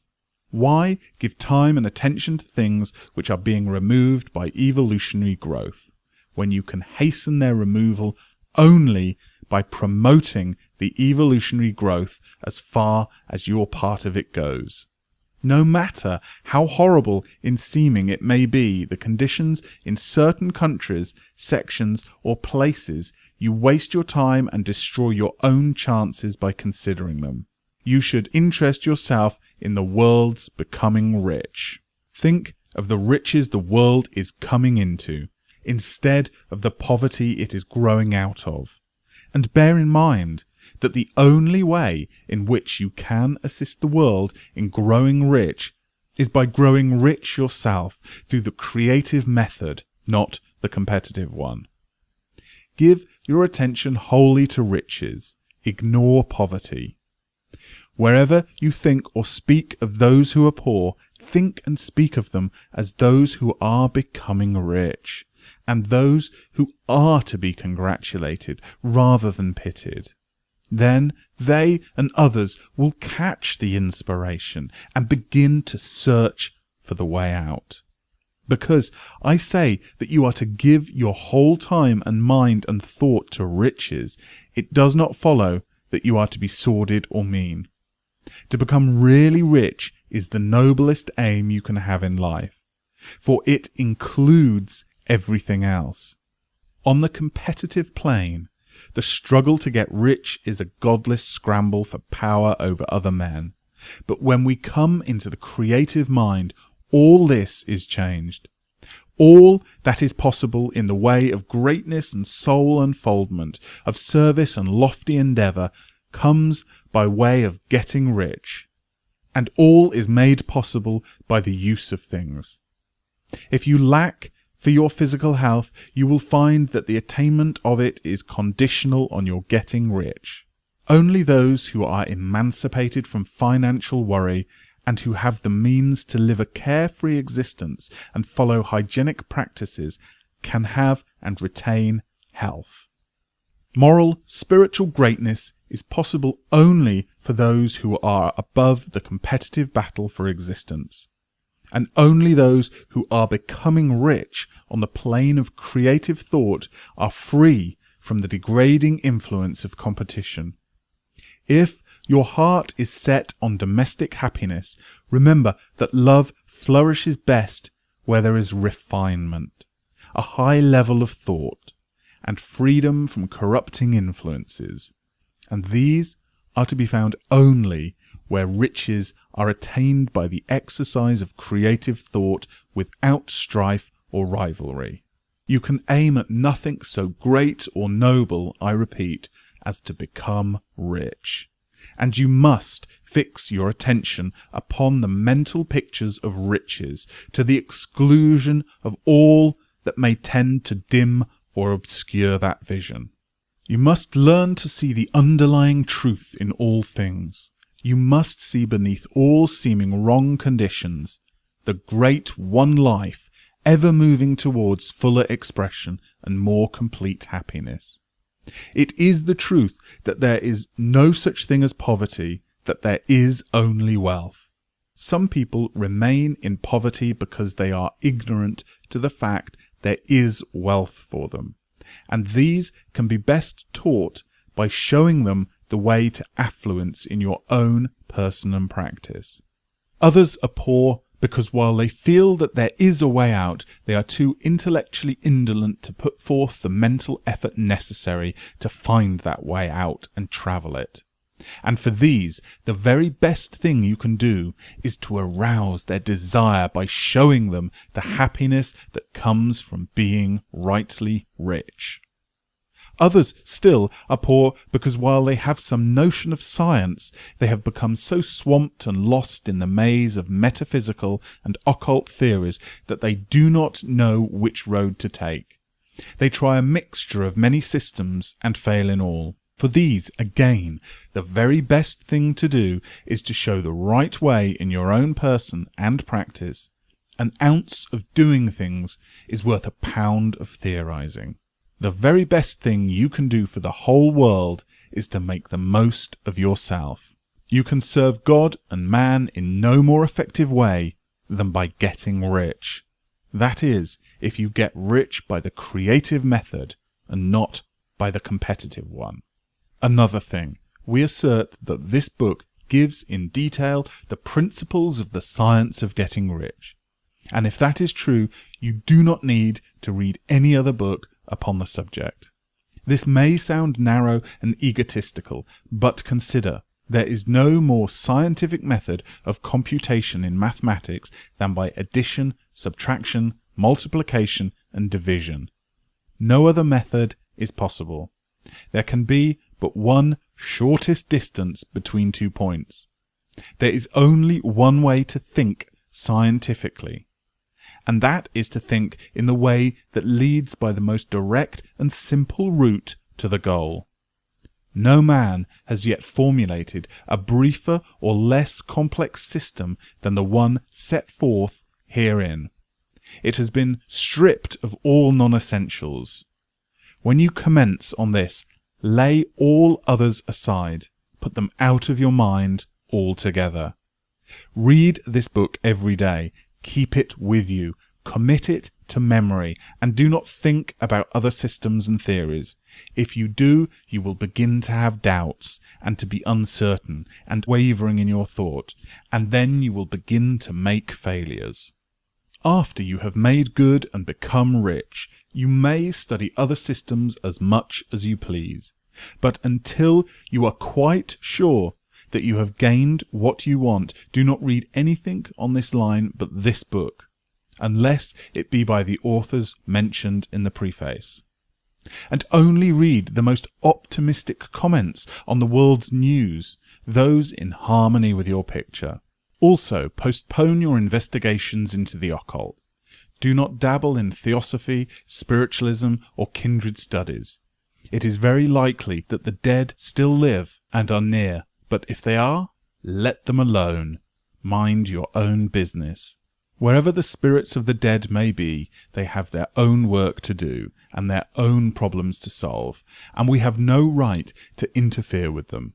We cannot help them, and it is very doubtful whether they can help us, or whether we have any right to trespass upon their time if they can. Let the dead and the hereafter alone, and solve your own problem. Get rich. If you begin to mix with the occult, you will start mental cross-currents which will surely bring your hopes to shipwreck.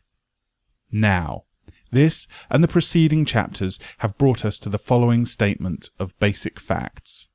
There is a thinking stuff from which all things are made, and which, in its original state, permeates, penetrates, and fills the inner spaces of the universe.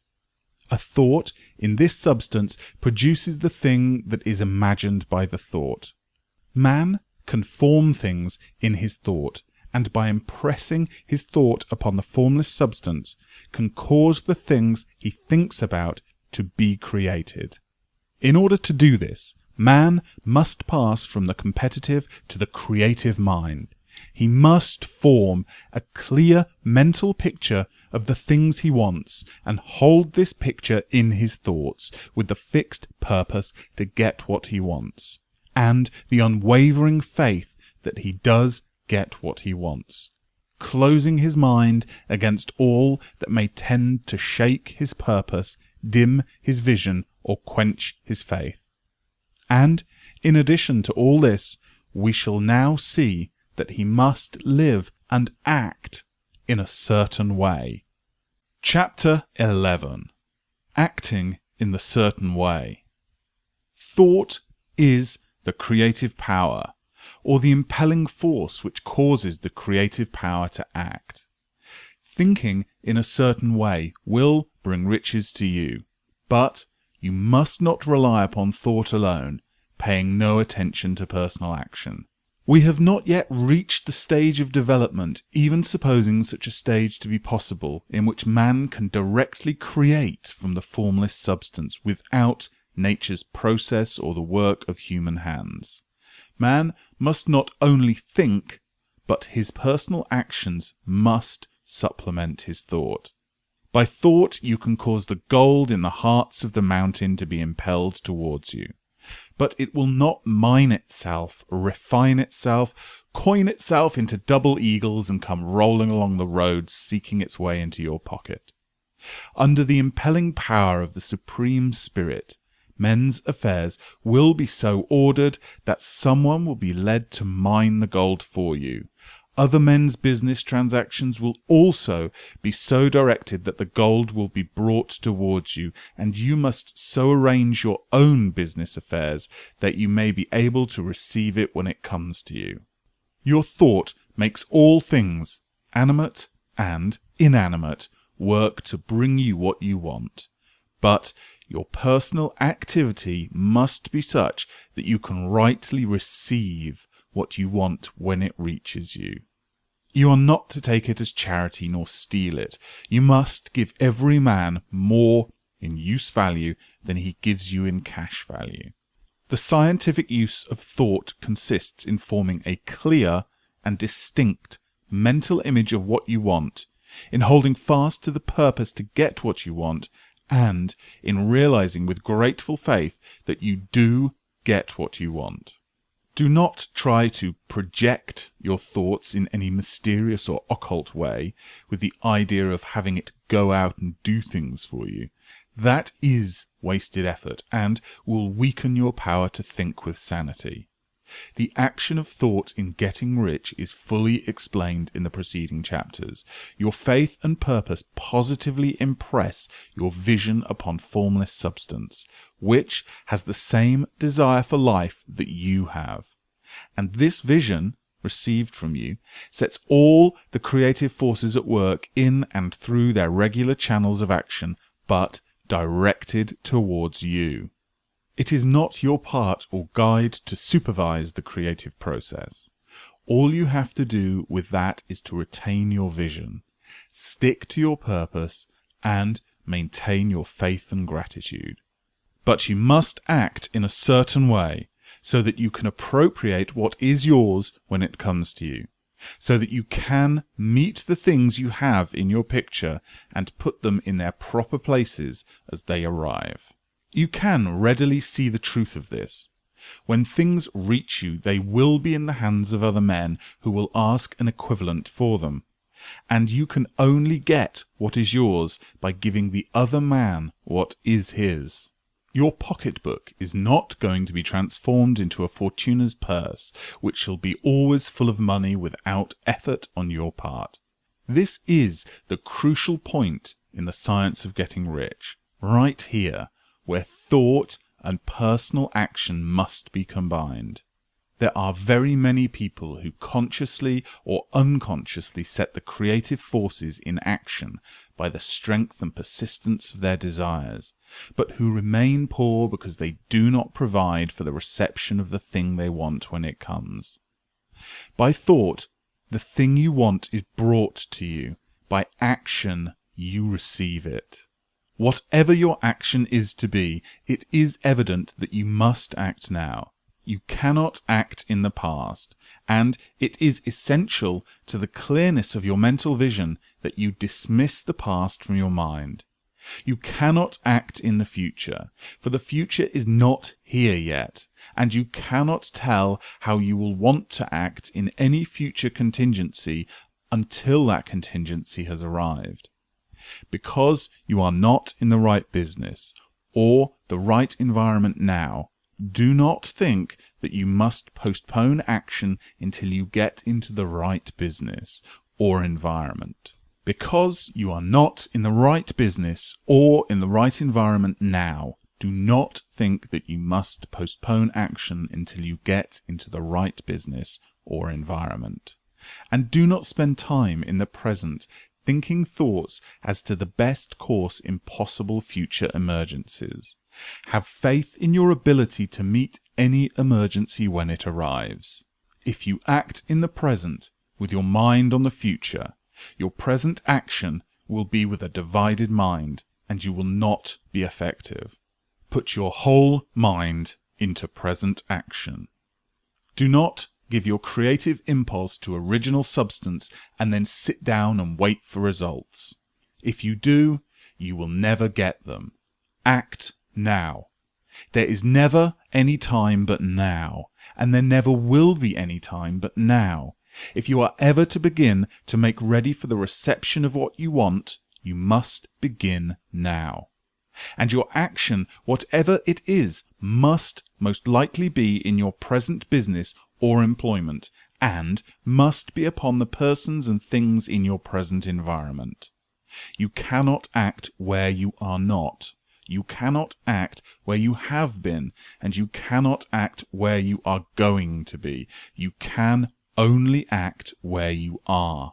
Do not bother as to whether yesterday's work was well done or ill done. Do today's work well. Do not try to do tomorrow's work now.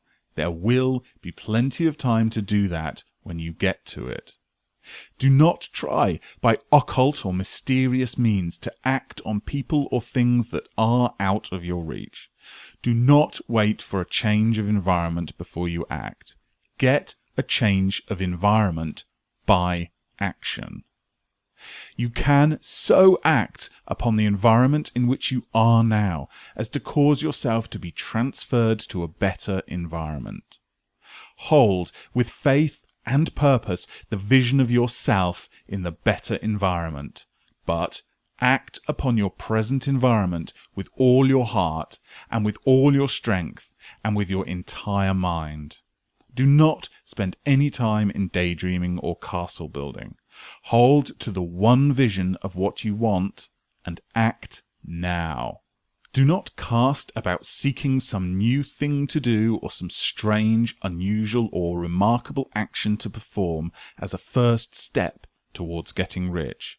It is probable that your actions, at least for some time to come, will be those you have been performing for some time past, but you are to begin now to perform these actions in the certain way, which will surely make you rich. If you are engaged in some business and feel that it is not the right one for you, do not wait until you get into the right business before you begin to act. Do not feel discouraged or sit down and lament because you are misplaced. No man was ever so misplaced but that he could not find the right place, and no man ever became so involved in the wrong business that he could not get into the right business. Hold the vision of yourself in the right business with the purpose to get into it, and the faith that you will get into it and are getting into it, but act in your present business. Use your present business as the means of getting a better one, and use your present environment as the means of getting into a better one. Your vision of the right business, if held with faith and purpose, will cause the Supreme to move the right business towards you, and your action, if performed in the certain way, will cause you to move towards the business.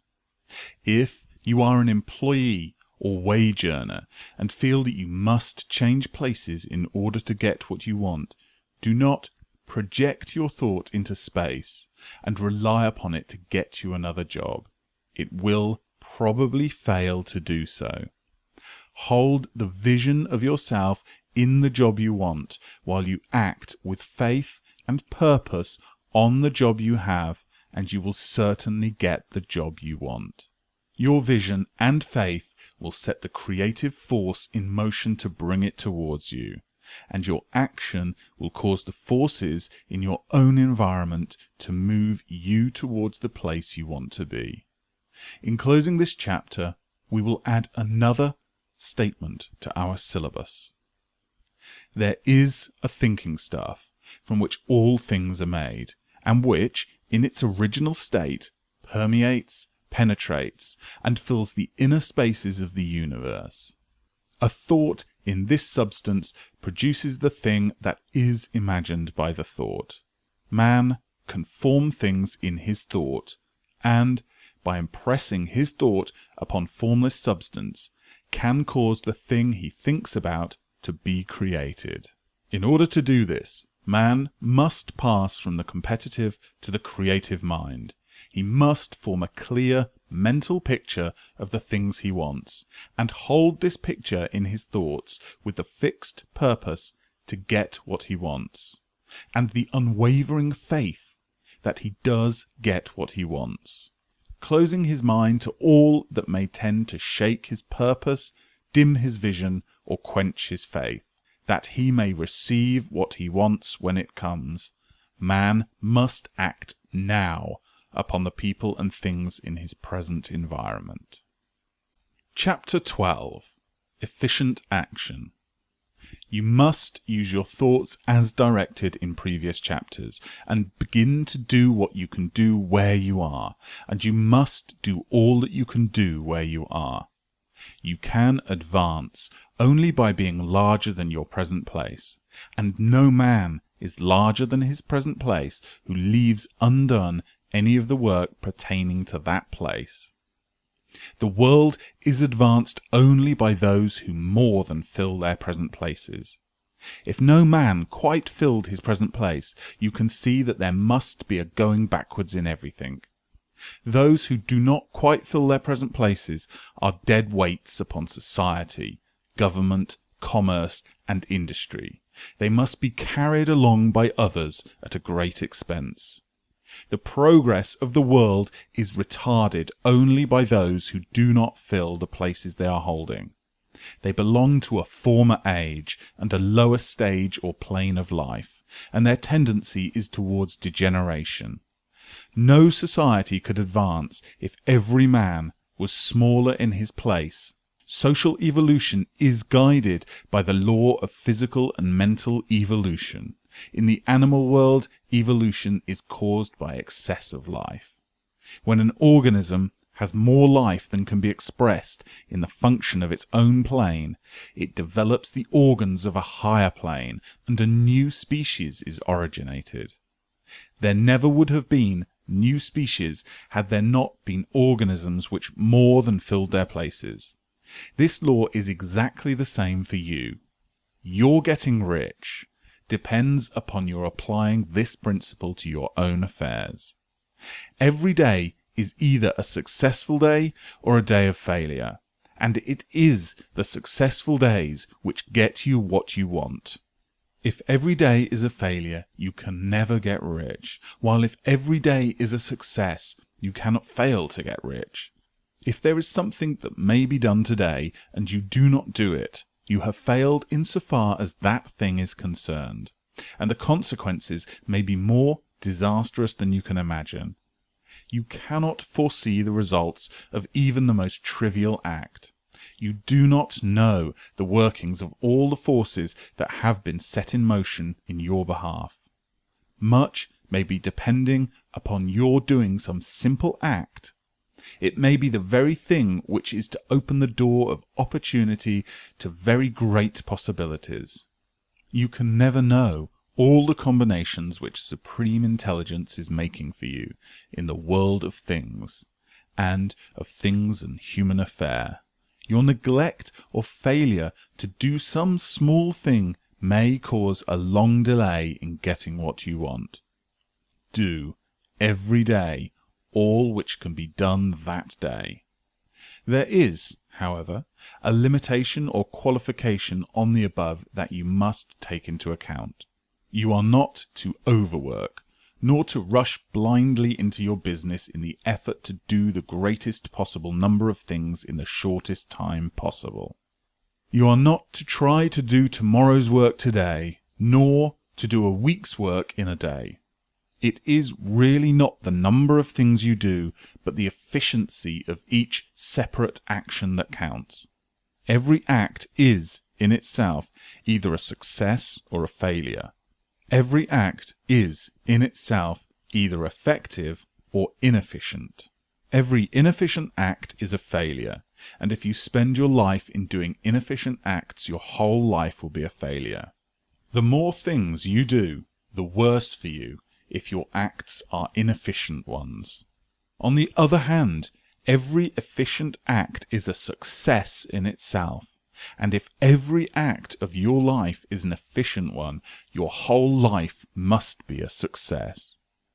The cause of failure is doing too many things in an inefficient manner and not doing enough things in an efficient manner. You will see that it is a self-evident proposition that if you do not do any inefficient acts, and if you do a sufficient number of efficient tasks, you will become rich. If, now, it is possible for you to make each act an efficient one, you see again that the getting of riches is reduced to an exact science, like mathematics.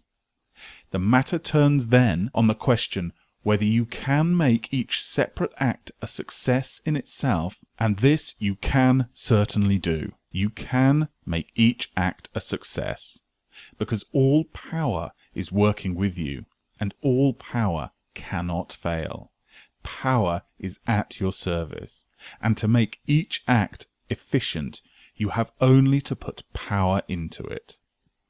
Every action is either strong or weak, and when everyone is strong, you are acting in a certain way which will make you rich. Every act can be made strong and efficient by holding your vision while you are doing it, and putting the whole power of your faith and purpose into it. It is at this point that people fail who separate mental power from personal action.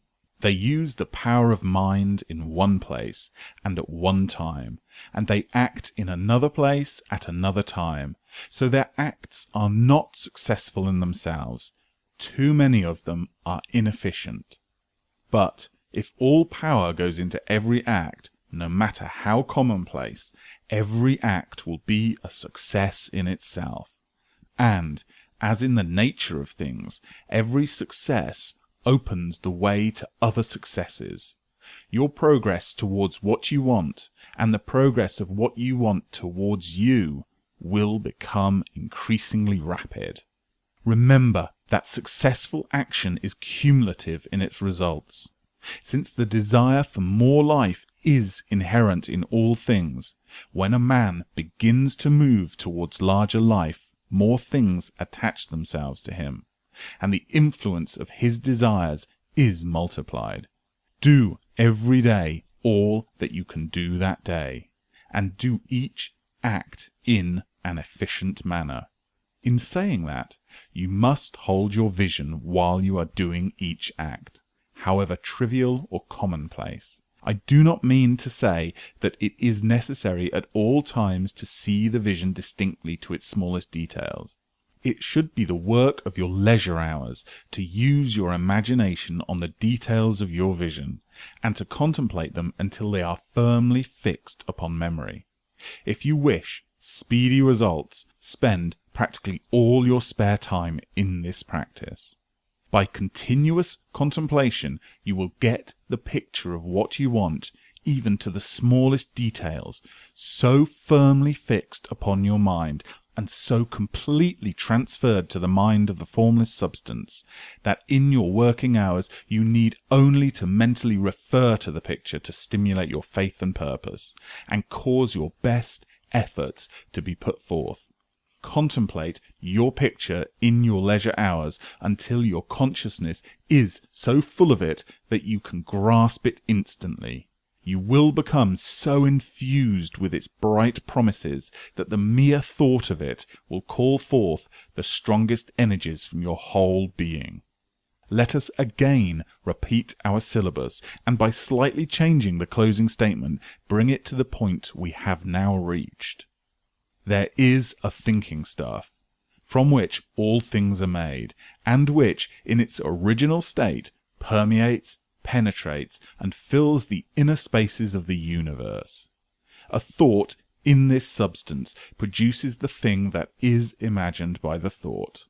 Man can form things in his thought, and, by impressing his thought upon the formless substance, can cause the things he thinks about to be created. In order to do this, man must pass from the competitive to the creative mind. He must form a clear mental picture of the things he wants, and do, with faith and purpose, all that can be done each day, doing each separate thing in an efficient manner. Chapter 13. Getting into the right business. Success in any particular business depends, for one thing, upon your possessing in a well-developed state the faculties required in that business. Without good musical faculty, no one can succeed as a teacher of music.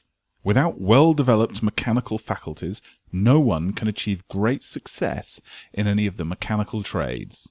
Without tact and commercial faculty, no one can succeed in mercantile pursuits. But to possess, in a well-developed state, the faculties required in your particular vocation does not ensure getting rich. There are musicians who have remarkable talent, yet who remain poor. There are blacksmiths, carpenters, and so on, who have excellent mechanical ability, but who do not get rich. And there are merchants with good faculties for dealing with men who nevertheless fail. The different faculties are tools. It is essential to have good tools, but it is also essential that the tools should be used in the right way. One man can take a sharp saw, a square, a good plane, and so on, and build a handsome article of furniture.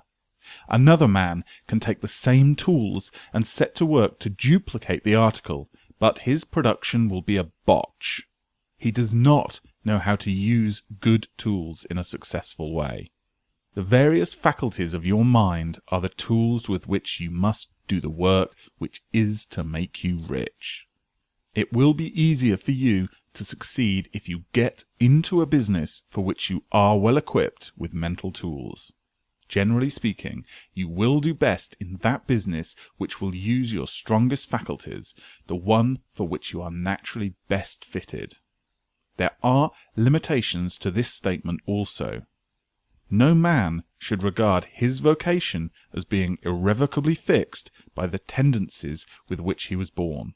You can get rich in any business, for if you have not the right talent, you can develop that talent. It merely means that you will have to make your tools as you go along, instead of confining yourself to the use of those with which you were born. It will be easier for you to succeed in a vocation for which you already have the talents in a well-developed state. But you can succeed in any vocation, for you can develop the rudimentary talent, and there is no talent of which you have not at least the rudiment. You will get rich, most easily in point of effort, if you do that for which you are best fitted. But you will get rich most satisfactorily if you do that which you want to do. Doing what you want to do is life, and there is no real satisfaction in living if we are compelled to be forever doing something which we do not like to do and can never do what we want to do. And it is certain that you can do what you want to do. The desire to do it is proof that you have within you the power which can do it. Desire is a manifestation of power. The desire to play music is the power which can play music, seeking expression and development. The desire to invent mechanical devices is the mechanical talent seeking expression and development. Where there is no power, either developed or undeveloped, to do a thing, there is never any desire to do that thing. And where there is strong desire to do a thing, it is certain proof that the power to do it is strong and only requires to be developed and applied in the right way. All things being equal, it is best to select the business for which you have the best developed talent. But if you have a strong desire to engage in any particular line of work, you should select that work as the ultimate end at which you aim. You can do what you want to do, and it is your right and privilege to follow the business or vocation which will be most congenial and pleasant. You are not obliged to do what you do not like to do, and should not do it, except as a means to bring you to the doing of the thing you want to do. If there are past mistakes whose consequences have placed you in an undesirable business or environment, you may be obliged for some time to do what you do not like to do, but you can make the doing of it pleasant by knowing that it is making it possible for you to come to the doing of what you want to do. If you feel that you are not in the right vocation, do not act too hastily in trying to get into another one. The best way, generally, to change business or environment is by growth. Do not be afraid to make a sudden and radical change if the opportunity is presented, and you feel after careful consideration that it is the right opportunity. But never take sudden or radical action when you are in doubt as to the wisdom of doing so. There is never any hurry on the creative plane, and there is no lack of opportunity. When you get out of the competitive mind, you will understand that you never need to act hastily. No one else is going to beat you to the thing you want to do. There is enough for all. If one space is taken, another and a better one will be opened for you a little further on. There is plenty of time. When you are in doubt, wait. Fall back on the contemplation of your vision and increase your faith and purpose, and by all means, in times of doubt and indecision, cultivate gratitude.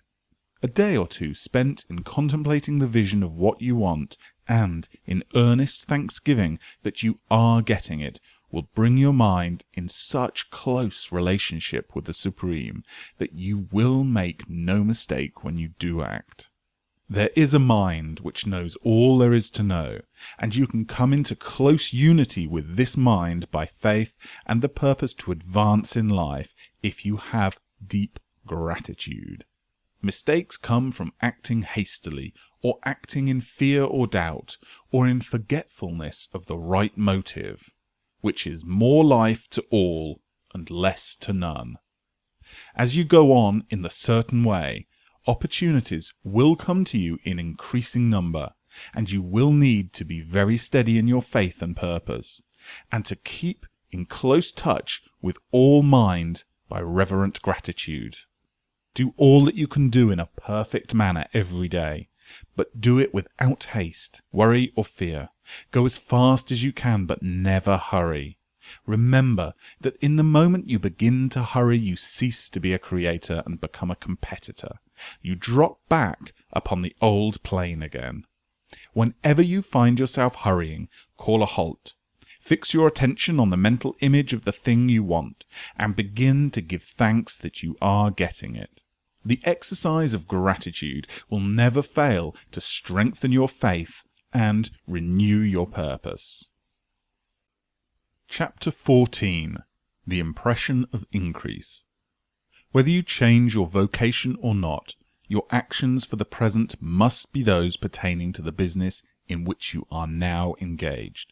You can get into the business you want by making constructive use of the business you are already established in, by doing your daily work in a certain way.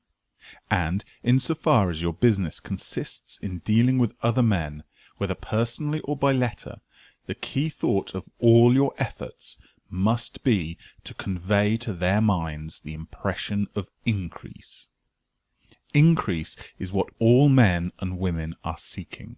It is the urge of the formless intelligence within them, seeking fuller expression. The desire for increase is inherent in all nature. It is the fundamental impulse of the universe. All human activities are based on the desire for increase. People are seeking more food, more clothes, better shelter, more luxury, more beauty, more knowledge, more pleasure, increase in something, more life. Every living thing is under this necessity for continuous advancement. Where increase of life ceases, dissolution and death set in at once. Man instinctively knows this, and hence is forever seeking more. This law of perpetual increase is set forth by Jesus in the parable of the talents. Only those who gain more retain any. From him who hath not shall be taken away even that which he hath. The normal desire for increased wealth is not an evil or reprehensible thing. It is simply the desire for more abundant life in its aspiration.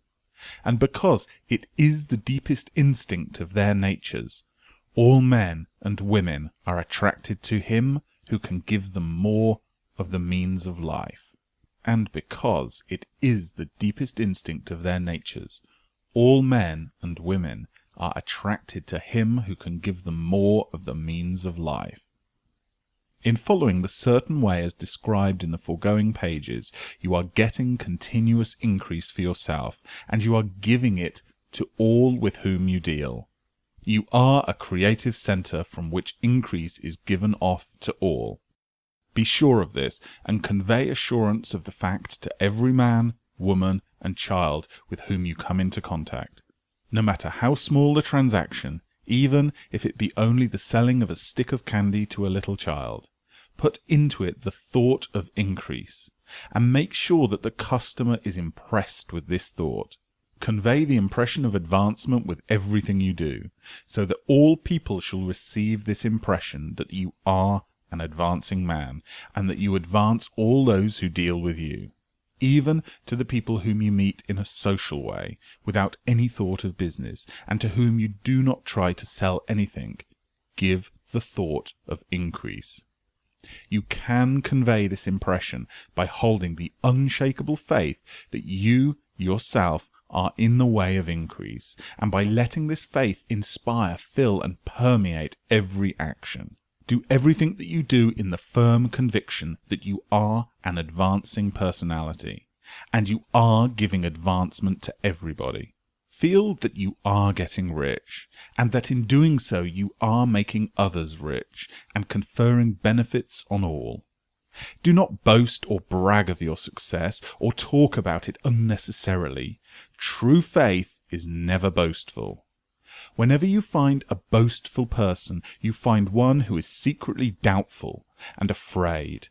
Simply feel the faith and let it work out in every transaction. Let every act and tone and look express the quiet assurance that you are getting rich, that you are already rich.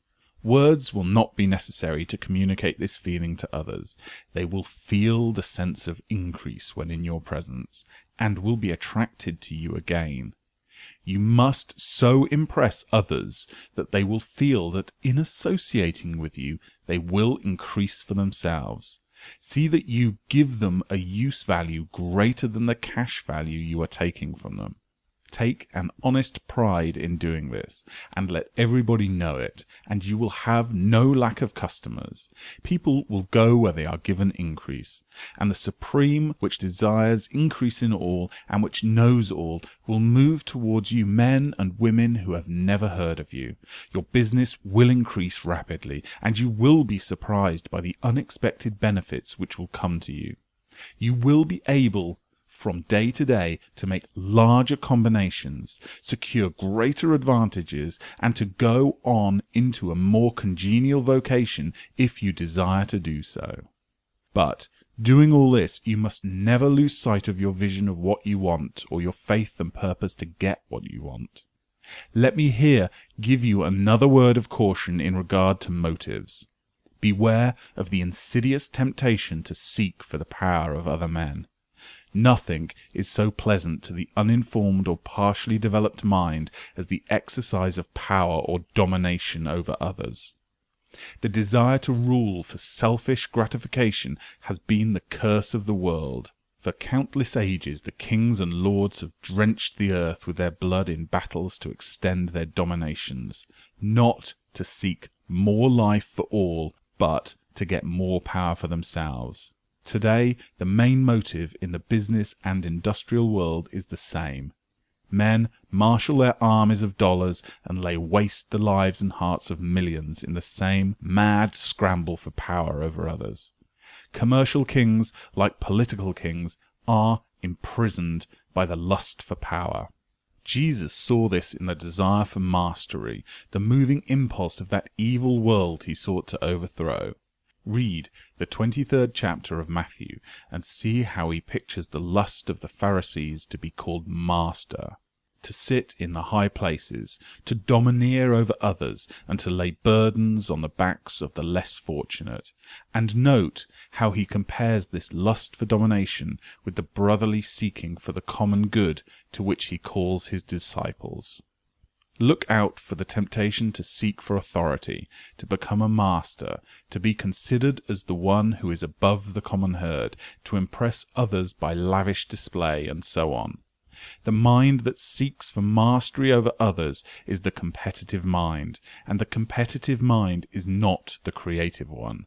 In order to master your environment and your destiny, it is not at all necessary that you should rule over your fellow men, and indeed, when you fall into the world's struggle for high places, you begin to be conquered by fate and environment, and your getting rich becomes a matter of chance and speculation.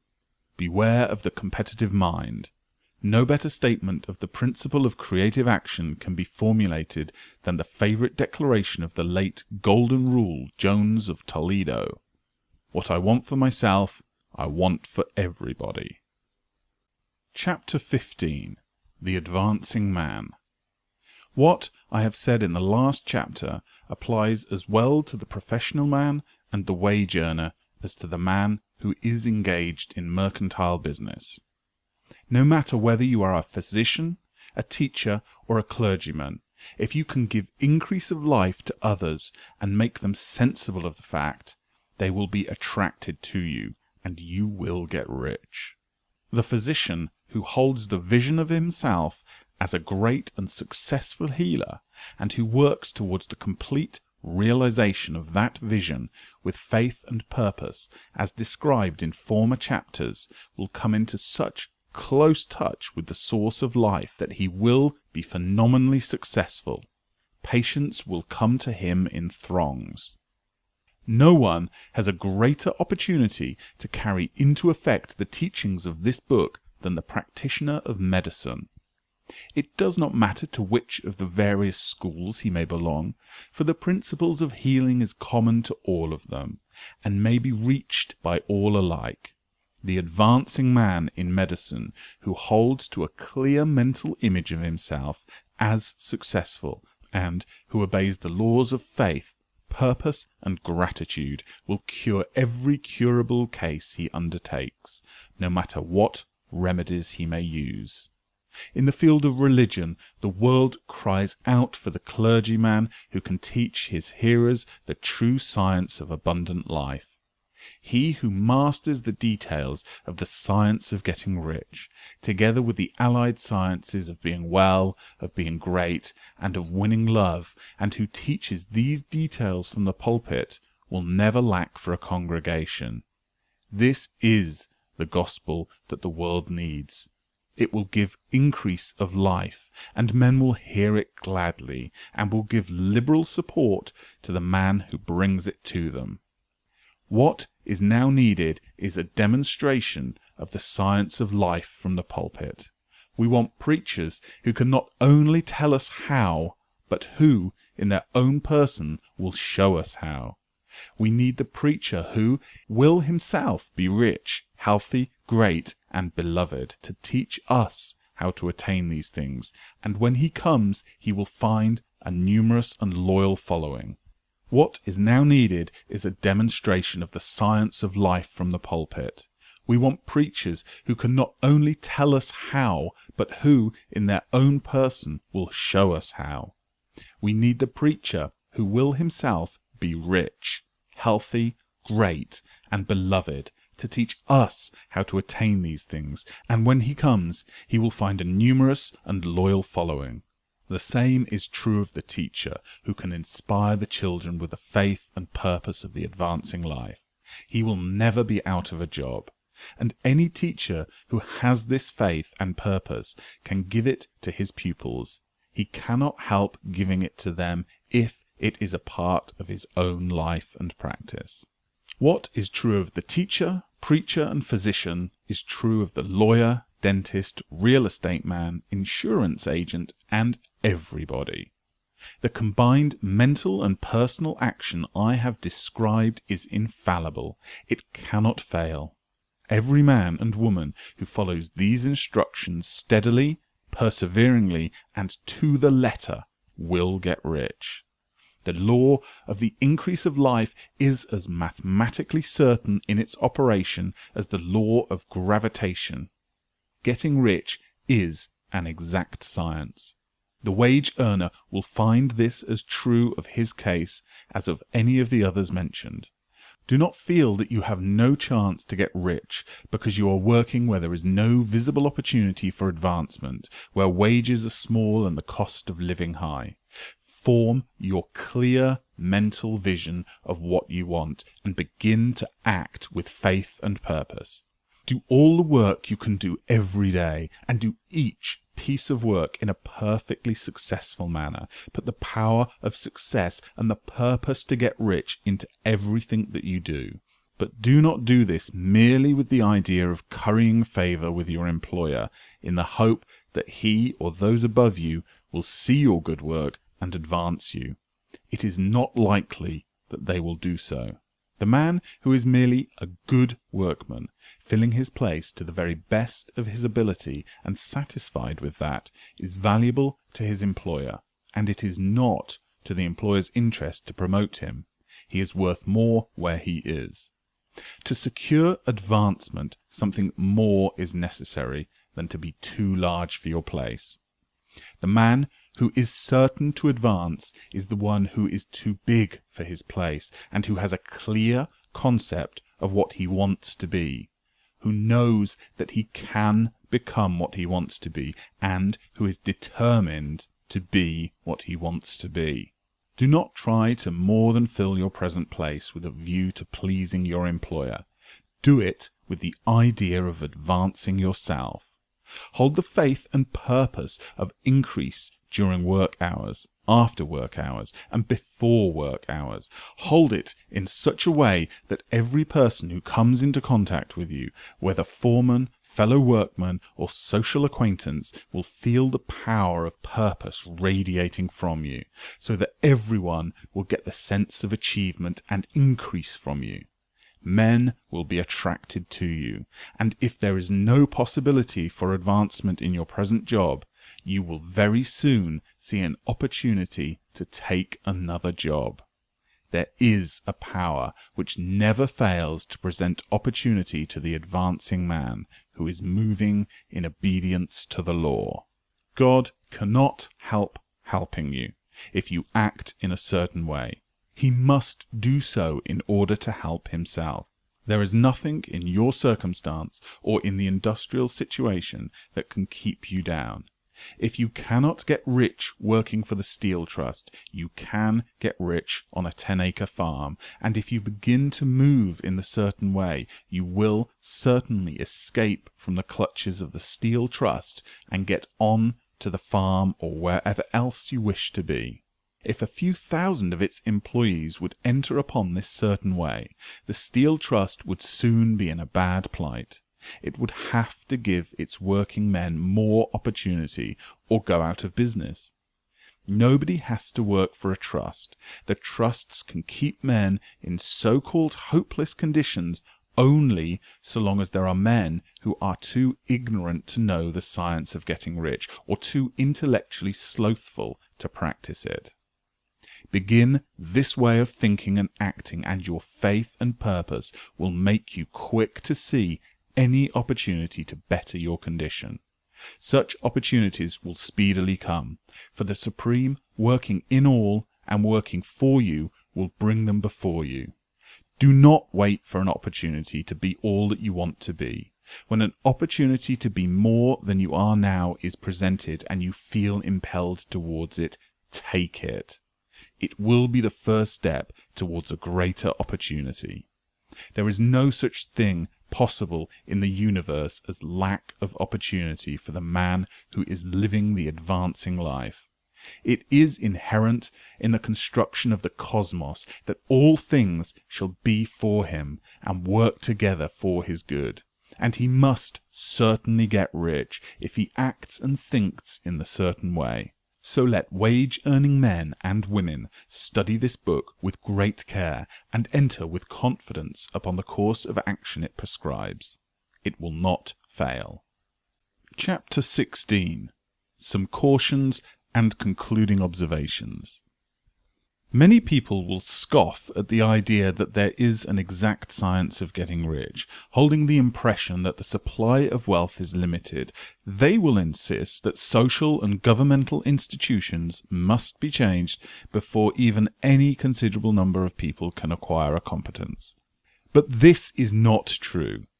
It is true that existing governments keep the masses in poverty, but this is because the masses do not think and act in the certain way. If the masses begin to move forward as suggested in this book, neither governments nor industrial systems can check them. All systems must be modified to accommodate the forward movement. If the people have the advancing mind, have the faith that they can become rich, and move forward with the fixed purpose to become rich, nothing can possibly keep them in poverty. Individuals may enter upon the certain way at any time and under any government and make themselves rich. And when any considerable numbers of individuals do so under any government, they will cause the system to be so modified as to open the way for others. The more men who get rich on the competitive plane, the worse for others. The more who get rich on the creative plane, the better for others.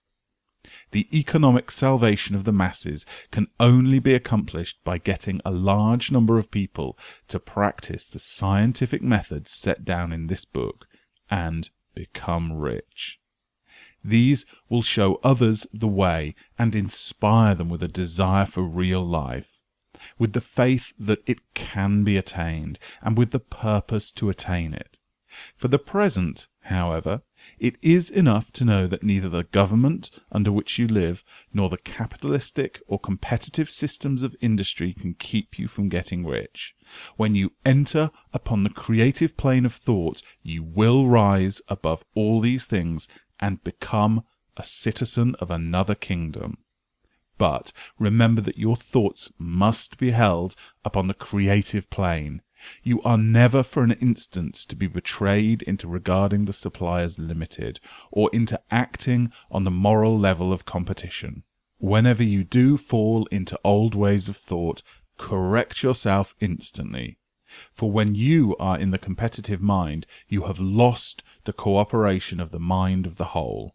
Do not spend any time in planning as to how you will meet possible emergencies in the future, except as the necessary policies may affect your actions today. You are concerned with doing today's work in a perfectly successful manner, and not with emergencies which may arise tomorrow. You can attend to them as they come. Do not concern yourself with the questions as to how you shall surmount obstacles which may loom upon your business horizon, unless you can plainly see that your course must be altered today in order to avoid them. No matter how tremendous an obstruction may appear at distance, you will find that if you go on in the certain way, it will disappear as you approach it, or that a way over, through, or around it will appear. No possible combination of circumstances can defeat a man or woman who is proceeding to get rich along strictly scientific lines. No man or woman who obeys the law can fail to get rich, any more than one can multiply 2 by 2 and fail to get 4. Give no anxious thought to possible disasters, obstacles, panics, or unfavourable combinations of circumstances. It is time enough to meet such things when they present themselves before you in the immediate present, and you will find that every difficulty carries with it the wherewithal for its overcoming. Guard your speech. Never speak of yourself, your affairs, or of anything else in a discouraged or discouraging way. Never admit the possibility of failure, or speak in a way that infers failure as a possibility. Never speak of the times as being hard, or of business conditions as being doubtful. Times may be hard and business doubtful for those who are on the competitive plane, but they can never be so for you. You can create what you want, and you are above fear. When others are having hard times and poor business, you will find your greatest opportunities.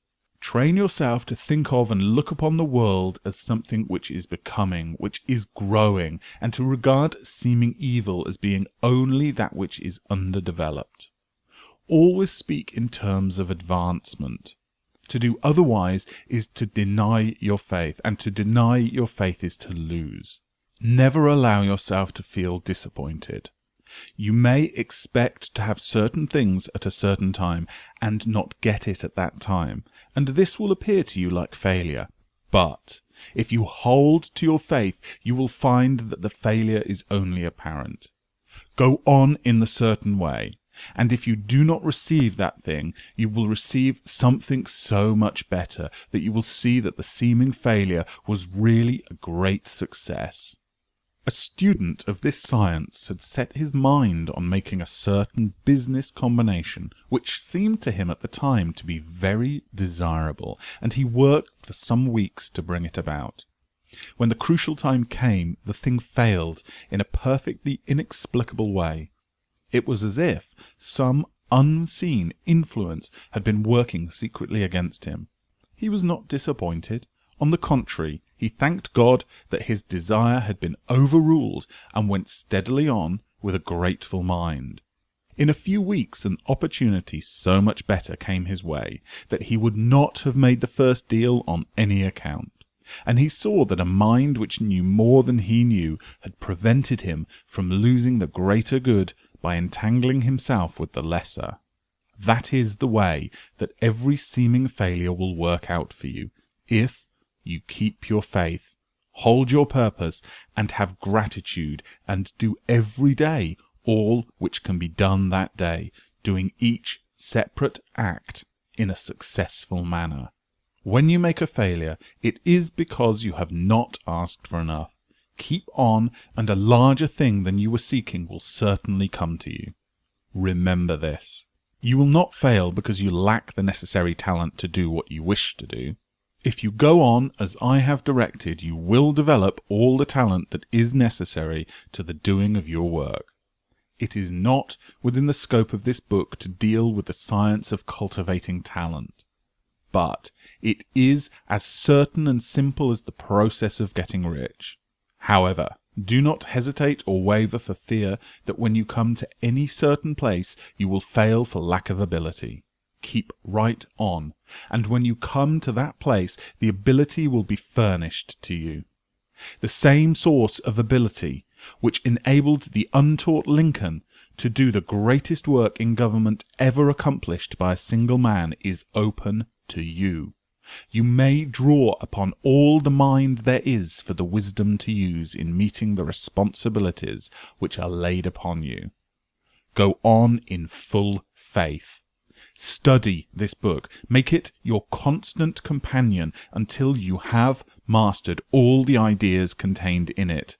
While you are getting firmly established in this faith, you will do well to give up most recreations and pleasures, and to stay away from places where ideas conflicting with these are advanced in lectures or sermons. Do not read pessimistic or conflicting literature, or get into arguments upon the matter. Do very little reading outside of the writers mentioned in the preface. Spend most of your leisure time in contemplating your vision, and in cultivating gratitude, and in reading this book. It contains all you need to know of the science of getting rich, and you will find all the essentials summed up in the following chapter. Chapter 17. Summary of the Science of Getting Rich. There is a thinking stuff from which all things are made, and which, in its original state, permeates, penetrates, and fills the inner spaces of the universe. A thought in this substance produces the thing that is imagined by the thought. Man can form things in his thought, and by impressing his thoughts upon formless substance, can cause the thing he thinks about to be created. In order to do this, man must pass from the competitive to the creative mind. Otherwise, he cannot be in harmony with the formless intelligence, which is always creative and never competitive in spirit. Man may come into full harmony with the formless substance by entertaining a lively and sincere gratitude for the blessing it bestows upon him. Gratitude unifies the mind of man with the intelligence of substance, so that man's thoughts are received by the formless. Man can remain upon the creative plane only by uniting himself with the formless intelligence through a deep and continuous feeling of gratitude.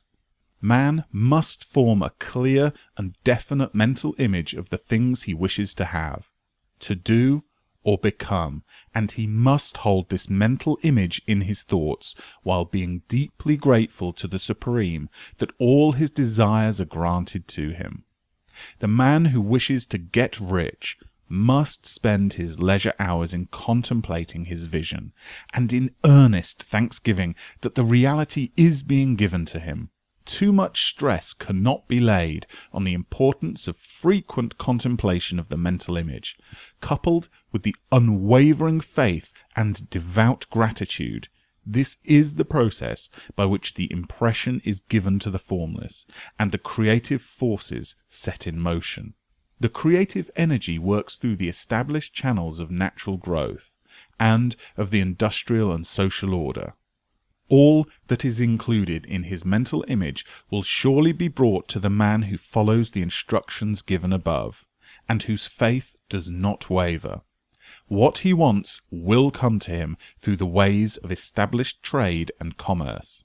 In order to receive his own when it shall come to him, man must be active, and this activity can only consist in more than filling his present place. He must keep in mind the purpose to get rich through the realization of his mental image. And he must do every day all which can be done that day, taking care to do each act in a successful manner. He must give to every man a use value in excess of the cash value he receives, so that each transaction makes for more life, and he must so hold the advancing thought that the impression of increase will be communicated to all with whom he comes into